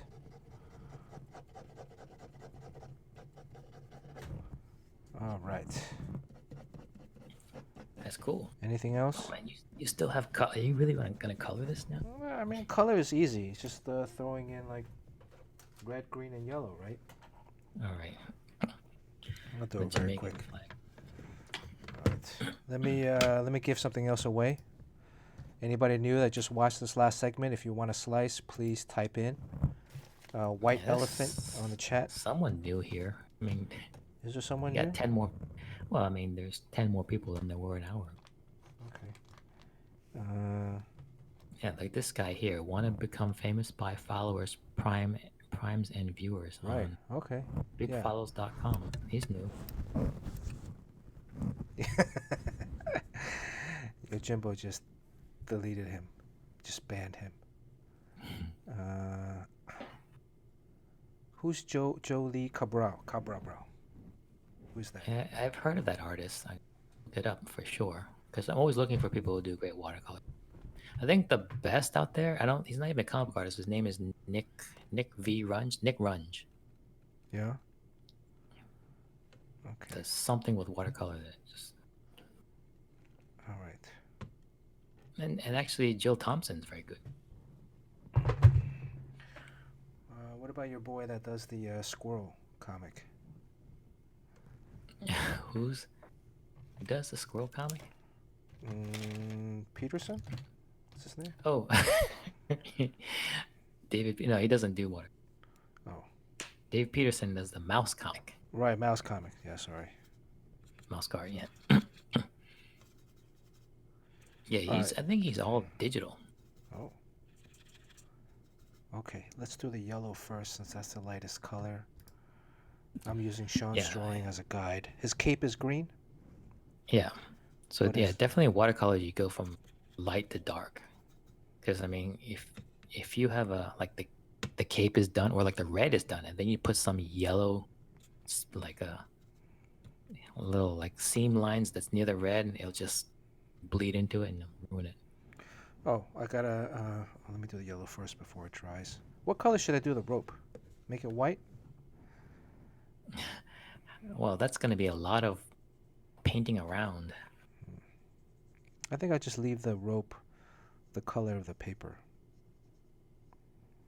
Yeah, Dustin Nguyen is probably the best watercolorist. Yeah, we should try to get him. Yeah. Dustin Nguyen has quite a life. I mean, he's got a lot of stuff. Wait, so going back to the storyboard artist, did everybody's okay trying to get the storyboard guy in here? Sean, what do you think? Would you like to? Yeah, I think so. Yeah, he's talk about his experience. He's kind of was like both of our like mentors in terms of like. Yeah. From as an example, like I think there are a lot of artists out there who are just visual art people, and then there are people who are really good at the story side. So he's really good at storytelling. So in fact, like he would talk about on these storyboard jobs, they look to him because a lot of those guys draw, but he's like an idea guy, and then he has a Rolodex of movies in his head that they always come to him and ask him for what movie did this happen? How do we handle this? How do they handle this movie? And he kind of knows it all. So he's a master storyteller. Yeah, he was our mentor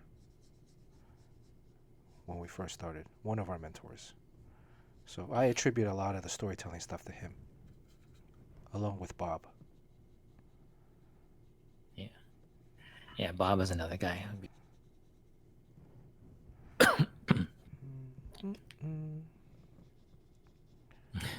His name, yeah, he's not an Asian guy.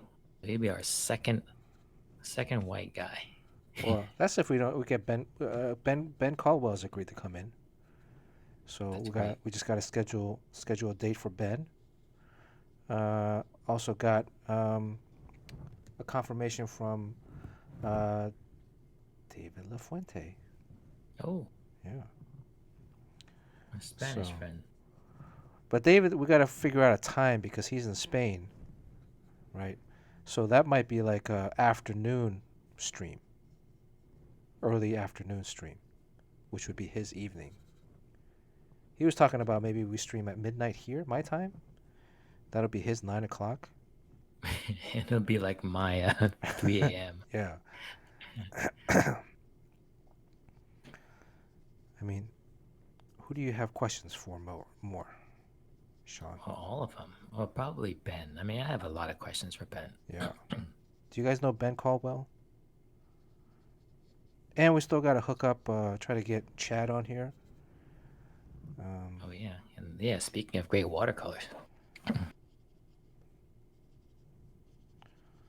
So we got some people lined up for the new year.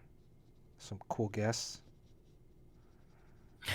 I didn't know this was like a guest type. I mean, do other streams do this where they just have a guest on like several times a month? No. Well, I saw Dave Finch had Nick Barucci on last time, Yeah. but not a, he's never had two young guns plus two Wizard Top 10 guys at the same time. You know, oh, I was watching a stream and all of a sudden, one of those super chats, like his wife reads the super chat. It's like, Dave, you should come do a cover for Cyberfrog. And then so he looked up and he goes, Ethan, my friend Ethan. They're like, oh, buddy. Yeah, it's like, I've known Ethan for a long time. Yeah, a real great guy. It's like, yeah, absolutely. And Oh, so he's doing a cover for Cyberfrog?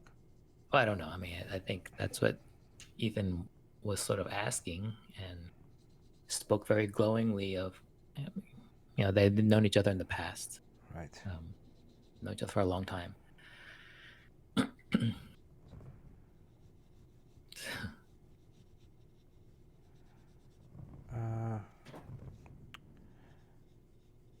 Yeah, I've also known Ethan. Anything else in this sketch? His teeth is his teeth? You kind of drew him as a mask, right? You kind of drew it with a mask on or something. I don't know. I mean, I was drawing off of a Jack Kirby, so okay. I don't really know what's going on. It's so graphic that it's like Batman Beyond. He exists as a graphic design and not much like a real person. But you inked yours? Yeah, he inked it and then... Crazy. Oh, by the way, did the Golf Boy Sunday ever say what kind of pen he uses when he's inking? Oh no, yeah, well, I'll bet it's a Micron. Because he does those super detailed rendering.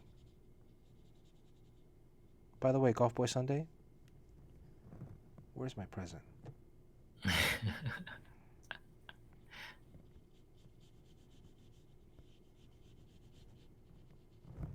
You know what? When after you, I don't know if you scan or you photograph, but I usually scan in all my artwork. But if you import it into Photoshop, and then if you go, to hue, saturation, that, Control U, and then that slider for saturation, if you saturate it more, then every color just becomes more pure, right? Because in watercolor, it's hard because there's always contamination, and the colors just don't glow because they don't come from the screen. They're just pigments. Right.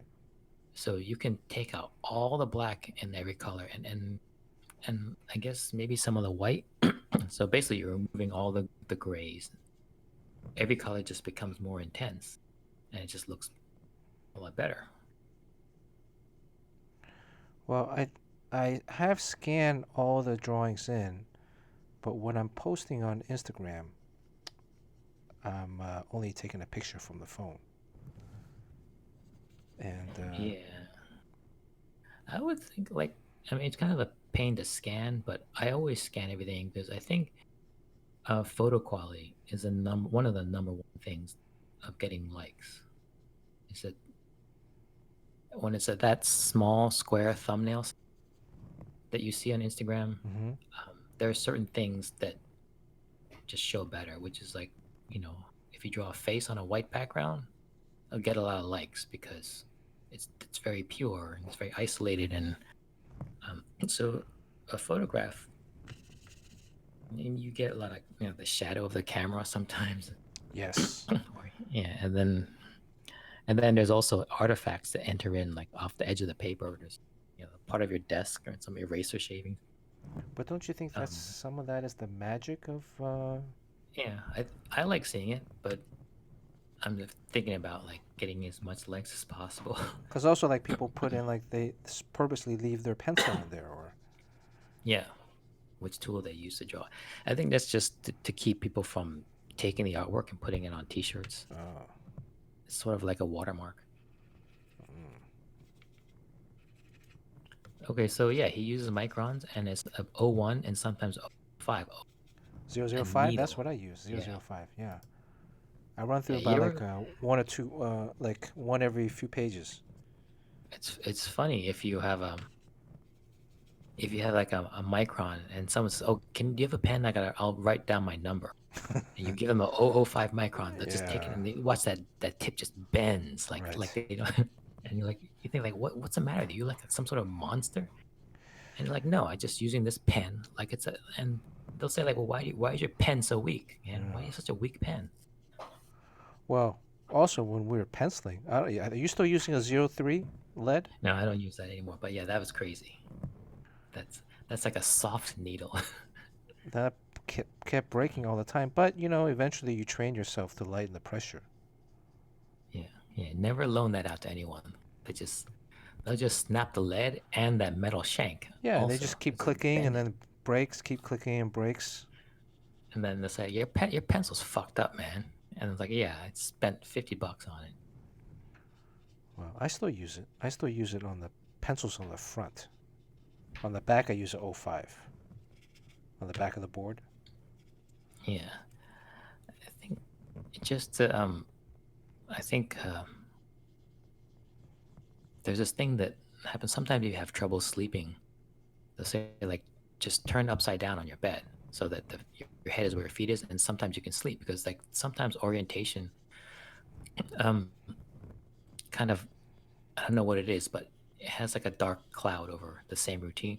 Mm. So I I just picked up a pencil and I was like, I'm going to draw with this just for a little while, and I'm going to put it down as soon as it doesn't work. I grabbed one of Eloise's school pencils, like a number two, you know, Ticonderoga Right. wooden pencil. I sharpened it and started using it. I was like, that's not bad. And then I drew a whole issue with it, Wow. just sharpening like every 10 minutes. Crazy. Yeah, it's just because you, you can get burned out using the same method and same thing. So yeah, like you draw on airplanes. Sometimes you draw on the waiting room of airplanes. Sometimes you draw in bathrooms or in in the doctor's office. But Just gotta that's only change out your of environment. necessity. Yeah, but it does. I think it does keep you from being burned out. Um, What I do is sometimes I sleep sideways on the bed. yeah, yeah, I like my feet dangling off the side of the bed. Um, and then sometimes I do yeah, sleep opposite direction. yeah. Like your body knows it's in a different orientation, and it can actually sleep better Okay. All sometimes. right. Here we go. I think that's it. I'm done. All right. Let me do a Cool. quick spin. This is the third giveaway. Oh, that came together fast. It's almost like photo real with all rendering. You think? It's a little bit. Yeah. I mean, I'm kind of digging this pencil with watercolor. I think the more I work with this in this kind of thing, the more I'm still figuring out the watercolor stuff. Right now, it's just I'm not putting a lot of thought into it. So let's do a Well, quick wheel spin. Sorry, is anybody new wants a slice? We have 2 giveaways so far. We have 6 more, so we might as well just do 6 in a row. Right? What do you think, Sean? Just gonna do 6 in a row. All right. yes. Okay. Yeah. All right. So I'm just gonna spin wheel. Let me see. Va Air. I got you on here. Va Air. I think yours. Va Air is a sub. I should have Vair on here. Yeah, Vair is okay. All right, spin wheel. Good luck. These are fast spins. Yeah, it's a new Speed computer. round. Ooh, James Quo again? Whoa. James Quo again? I think you can only win once. Oh no, James Quo. Yeah, Joe hasn't won yet. James Quo, you here? James Quo He Comics. is here, He is I think. here. Where's James Quo? Going once? He might have gone to sleep. James Quo gone to sleep? It's almost 3 a.m. Fuck. Yo, Jimbo, if you gotta go to sleep, go to sleep. James Quo, here you go. Okay, James Quo. Number 6 is Cool Hand Luke. Number 1 is Carson McKinney. Give me a number between 1 and 6. I mean 1 and 8. 1 and 8, James Quo. 1 and 8. And then once we've picked all 8 winners, I'll tell what each one won. Who? Did James Quo write down a number? Where's my pencil? Sean, I am so hungry. I haven't eaten in 24 hours. 26 now. Is it time to break your 8. fast? Yeah, after the stream, I'm eating. Oh, okay. James that's Quo. the best. James Quo number 8. Okay. All right, let's spin again.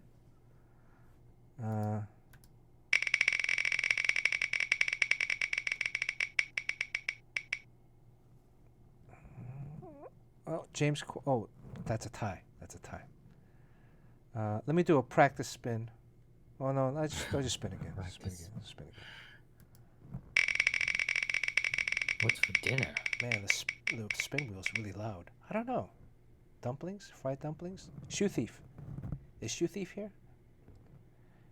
It's kind of landing in the same area, so what I think I need to do is I need to delete somebody. Let me delete somebody that's not here. Okay. Alright. I just deleted somebody.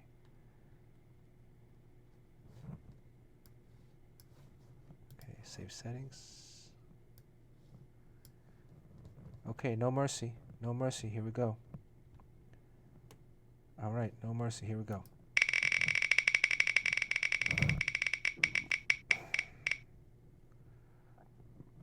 Oh, look at that. It landed back on Shoe Thief again. All right, I'm going to delete somebody else. Who hasn't been here in a while? Low Fat. Should I delete Low Fat? Actually, Low Fat was on last time. Okay. All right, I'm going to delete Mike. Okay. That way it changes the wheel up. Wow, I thought maybe you were just thinking that it was, but yeah, it's really going the same thing every time. Yeah.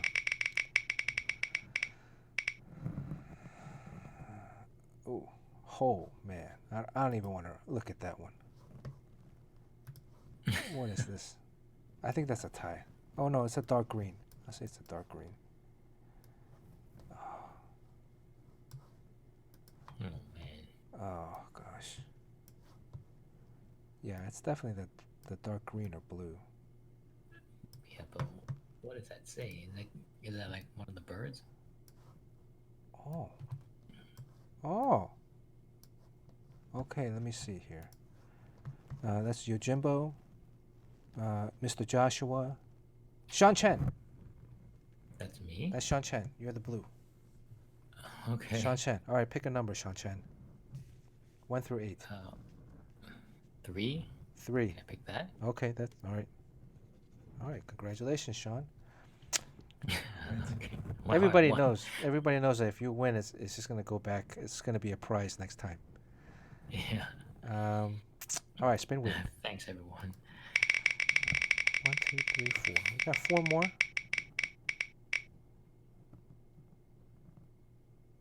Ooh, that looks like a tie. That looks like a tie.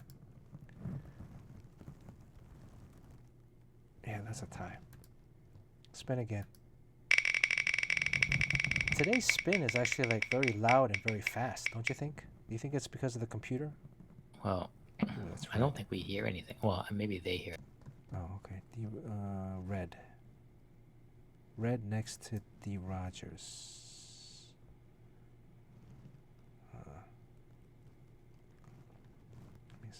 D. Rogers towards the bottom. That might be low fat. That's low fat. That's actually low fat. Low fat 1. Is low fat here? Come on, low fat. Come on. Come on, low fat. Low fat. It's all water under the bridge. Yeah. CJ says no fat. Come on, is low fat here? Come on, you get low fat just 1. This is like if she were your girlfriend, if he was, and then you were mad, you would start tickling her to get her to laugh. Oh man, he's not here. Come on, low fat. Look at it. You know we love you, low Okay, fat. I'm gonna tell you. I won't tell you which one won which, but I will tell you which prizes have been selected already. All right? Does that makes it a little bit fun? Okay, so there have been 4 people that have won. So, both of the bat masks have been selected. There's 2 bat masks. The Teen Titans Unfinished cover has been selected, and the basketball print has been selected. So, what's remaining is Boulevard number 1, the Sinestro drawing, the Teen Titan print, and this Mr. Miracle sketch. Oh. Right, so now you know the 2 bat masks have been selected, along with the Teen Titans cover and the basketball, New Superman basketball print. So 2 of the, I think the coolest ones have been selected. But if you steal, you run the risk of getting a Batman mask. Right? It's exciting. Okay, let's go. Spin wheel. So if you want the Mr. Miracle sketch, then don't select some of the numbers that have already been. Jim Cheung. Look at that. Co-host win today. Jim Cheung. Is Jim Cheung here? Oh, he's here. He is here. Come on, Jim. What number do you want, Jim? That's Jim Cheung. Hello. Oh, I think I might want number. Let's see. Number 1, 3, 6, and 8 have been selected. No mercy. Look. Wow, Steve like with the no only mercy. other person who can create this piece of art is gonna win. There's Jim. Wait, there's Jim. Jim's here. Okay, Jim, give me a number between 1 and 8. 1, 3, 6, and 8 have been selected. 2, 4, 5, and 7 are available. 2, 4, 5, or 7 are available. Which one would you like? 2. Okay. All right, Jim gets 2. All right, Jim. Jim just won the Bat mask. Whoops, what did I say? You know, this Batman Beyond mask is like $20 on eBay. It's not a lousy gift. Anyways, congratulations, Jim Cheung. All right. Spin wheel. We have last three remaining. D. Rogers. D. Rogers. I know D. Rogers is here. He just texted something. D. Rogers, you get to choose. The numbers that have not been selected are 4, 5, and 7. But choose a number 1 through 8. 1, 2, 3, 6, and 8 have been selected. So what number would you like, D. Rogers? Is he here? No mercy. D. Rogers going once. Oh, he's here. I know he's here. I just D. Rogers going twice. Come on, D. Rogers. D. Rogers going 2.5 times. D. Rogers is on the can, or maybe he fell asleep. It's 3 o'clock almost. 2 o'clock.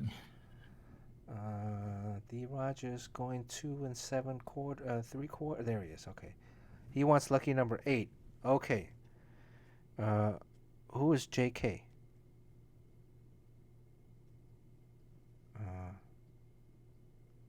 Who had number 8 before? So D. Rogers wants number 8. James Quo. James Quo, okay. D. Rogers. James Quo, since he stole number 8 from you, James Quo, you get to choose another number. 4, 5, and 7 are available. 1, 2, 3, 6 have been pre-selected, but you can steal. Yeah, so James, you had 8. D. Rogers just stole number 8 from you. So now you have to choose another number. You can't steal 8 back. You got to steal another one. So James is here, but just James, you have to choose another number between 1 and 7. 1, 2, 3, and 6 have been already selected. 4, 5, and 7 are open. So which number would you want? He wants to steal 6. Cool Hand Luke. Cool Hand Luke had number 6. Cool Hand Luke, who would you like to steal from? You can select anyone, including 8. Cool Hand Luke says 7. Okay. Okay, cool. All right. I mean, he could have stolen back from D. Rogers. Yeah, but okay, cool. All right. Let's go again. We have 2 more open slots. Cool Hand Luke with 7. See, isn't this exciting? It's kind of fun. I'm really confused. My IQ is too low for this. Ooh, it's purple. Okay, purple. Who's got purple? Yoji, D. Rogers, purple. Okay, I think that's Ray Sucks. No, it's not Ray Sucks. That's yeah, that might be Ray Sucks. D. Rogers. Let me see. D. Rogers.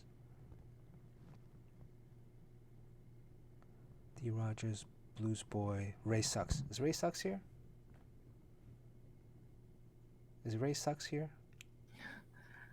No mercy. No mercy, Ray Sucks. Ray Sucks going once. Steve, what's the call? Make Havoc 247, what's the call? Sweep the leg.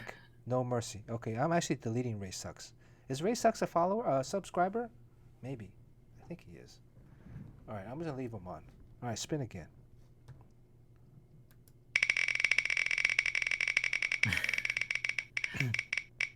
Oh, Carson McKinney's back.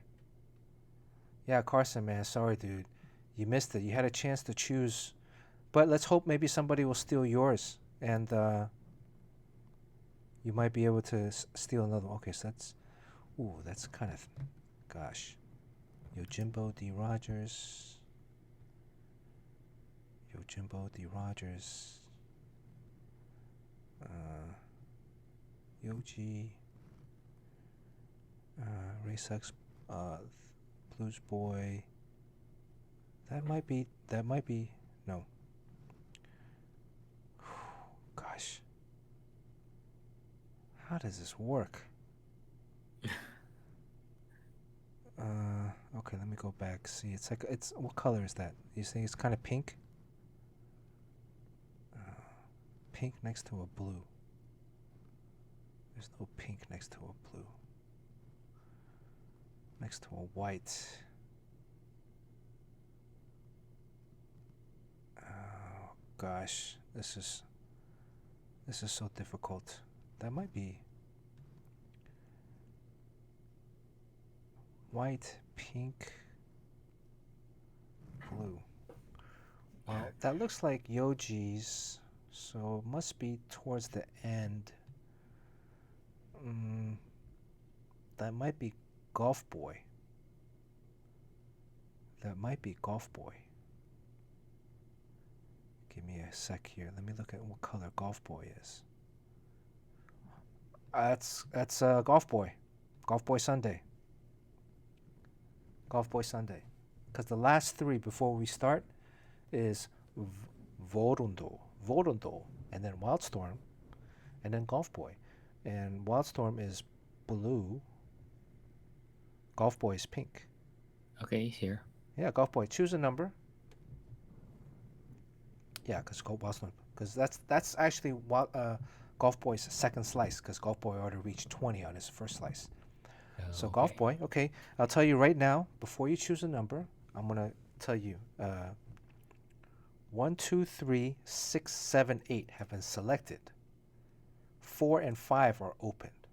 Okay, now I will tell you both bat masks. Oh, are you 1 to 5? Okay, I was going to say I guess he already wrote 5. So, all right, golf boy, I'm gonna give you 5. I was gonna tell you which ones were already selected. Okay, this is the last and final spin. Last and final spin, but then we still have to figure out if there's a bunch of steals. But I want to thank everybody for joining us tonight. 3 hours, 25 minutes, 3.5 hours. Hope everybody's had a great holiday season. Hope you're staying safe. Sean, do you have anything you want to add? Yeah, thanks for sticking around for the entire pandemic year. Also, I'm signing at Royal Collectibles tomorrow. Oh, right, in And Queens, then 5 o'clock? Also, yes, yeah, and then also selling these Remark comics right afterwards on their IG live stream. How much is the remark? I don't know. That's whatever they ask for it. It's $50, $100? I hope it's not that much, but then I think they do the CGC stuff on the spot there. So Wow, okay. yeah, I'll be there. I'll be there with Les Dudes. He was gonna show. Oh, up let's there. do this. Man, where's Let's Do This? Tell him to show up on stream again. Yeah, I'll tell him to. What's up with Let's Do This? He doesn't like this? Yeah. Is he So like... yeah, if you guys want to see what I look like, then tune in tomorrow at 5 or 6 o'clock. Well, yeah. Royal he Collectibles. He looks like that. Oh yeah, I guess people know what I look like. Actually, Sean, your face hasn't been Swearing. saying anything all night. Yes. Has it? Okay. All right. Let me change up what you're saying. There we go. Okay. Do you want to stream New Year's Eve? Is that the regular time we would be streaming? That's like Tuesday? Thursday night. Oh, Thursday. Okay. I don't know. Maybe during the day. We'll see.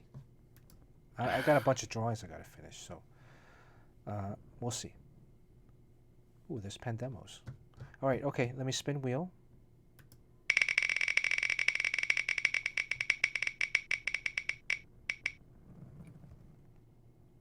So it's Instagram and Royal Collectibles, their Instagram account.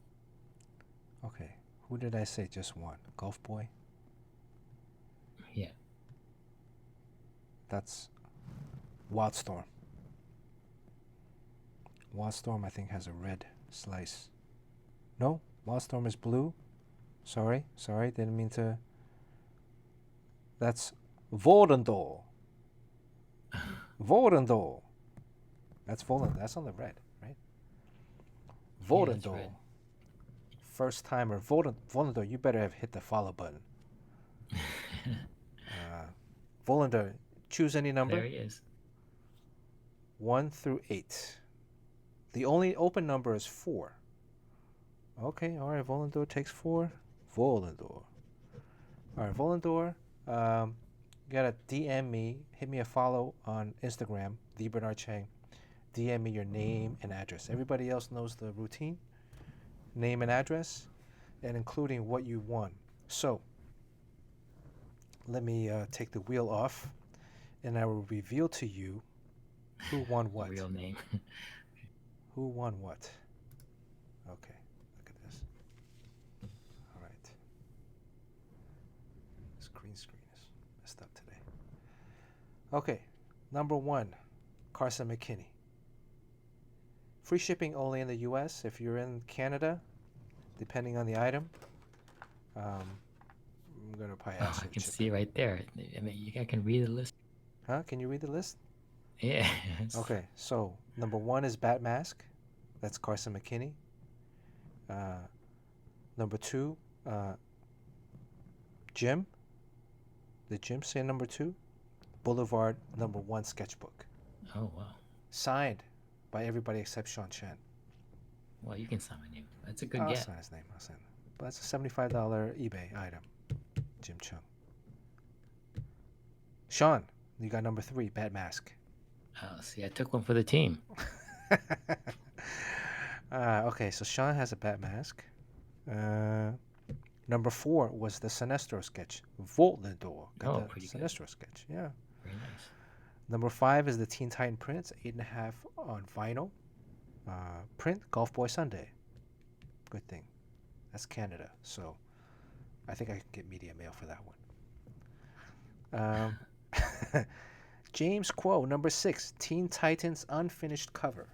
So here we go. Piece of original art. Here's the bat mask. Right? Oops, that's Sean's that got bent. This is the Teen Titans unfinished cover. Pencils. All right, let me write down before I forget who won what. Oh, there's my mask. Yeah, there's your mask. Teen Titans. This is James. I drew that book, you know.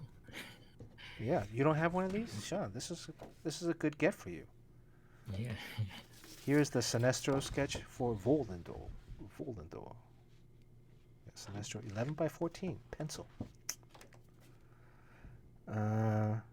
Number 7, Cool Hand Luke, Mr. Miracle. Mr. Miracle, number 7. Yeah. Piece of original. That's an elaborate piece of original. And number 8, D. Rogers. Damn, D. Rogers. Wow. Beat me with Lucky guy. This is the wow. The basketball sketch right here. I mean the basketball print. It doesn't come with a frame. This is because the other ones are in storage. So, as all the new Superman, along with the Teen Titans playing pickup basketball. No frame. Okay. No frame. Yeah, man. Come on, are you crazy? Yes. You're already getting a print. I think the print is available on the website. Limited edition. I'm just gonna have to choose a number. I mean, frame you can pick up at Michael's, right? Or I mean, Amazon Prime or IKEA. Actually, probably go to IKEA, get a frame, 13 by 19. Exactly, fitting that D. Rogers gets the basketball print. All right, anything else, Sean? You wanna say anything else before we sign off? So the next time we'll be back is be 2021. It might be 2021 unless we can squeeze another one in, but I don't know. We'll see. You know. All right. Well, happy holidays, everybody. Yeah, and indeed, Happy New Year. Happy New Year. I think we'll say happy holidays. Happy holidays. Yeah. Oh, should we rate somebody? Not... Let's rate somebody. Let's be a team player and let's rate somebody. For those of you who are... Who should we rate? Carson McKinney, you still here? Carson, why don't you choose who we can rate? Who's available? Domo,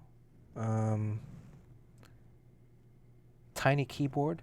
Oh, is that Tiny Keyboard? This girl that makes those keyboard things? Oh, really? Visual Jamie.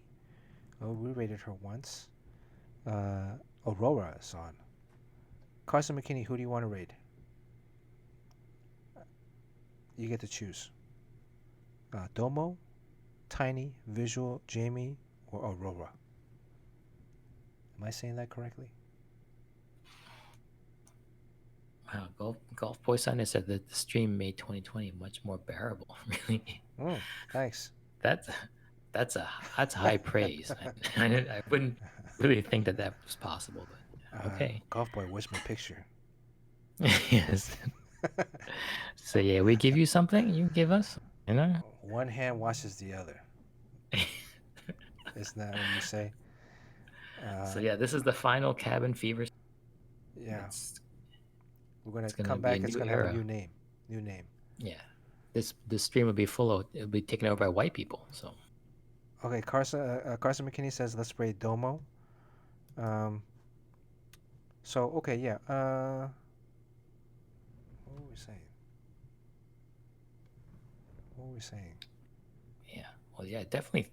Thanks for listening. I mean, I really don't know what you're here listening to, but I'm just glad that I'm surprised that you all keep listening. So that's great. Yeah, I think it's been fun for us too, and I think I'm going to keep the numbering the same. So the next episode will be 54, but it'll just be sketch fighters, right? Okay. I think we're ready to. Are we ready to raid? Where's the raid button? Let's do it. I got my cutlass out. Where's the raid button? This will all be ironed out before 2021. Oh, okay. Right now. Okay.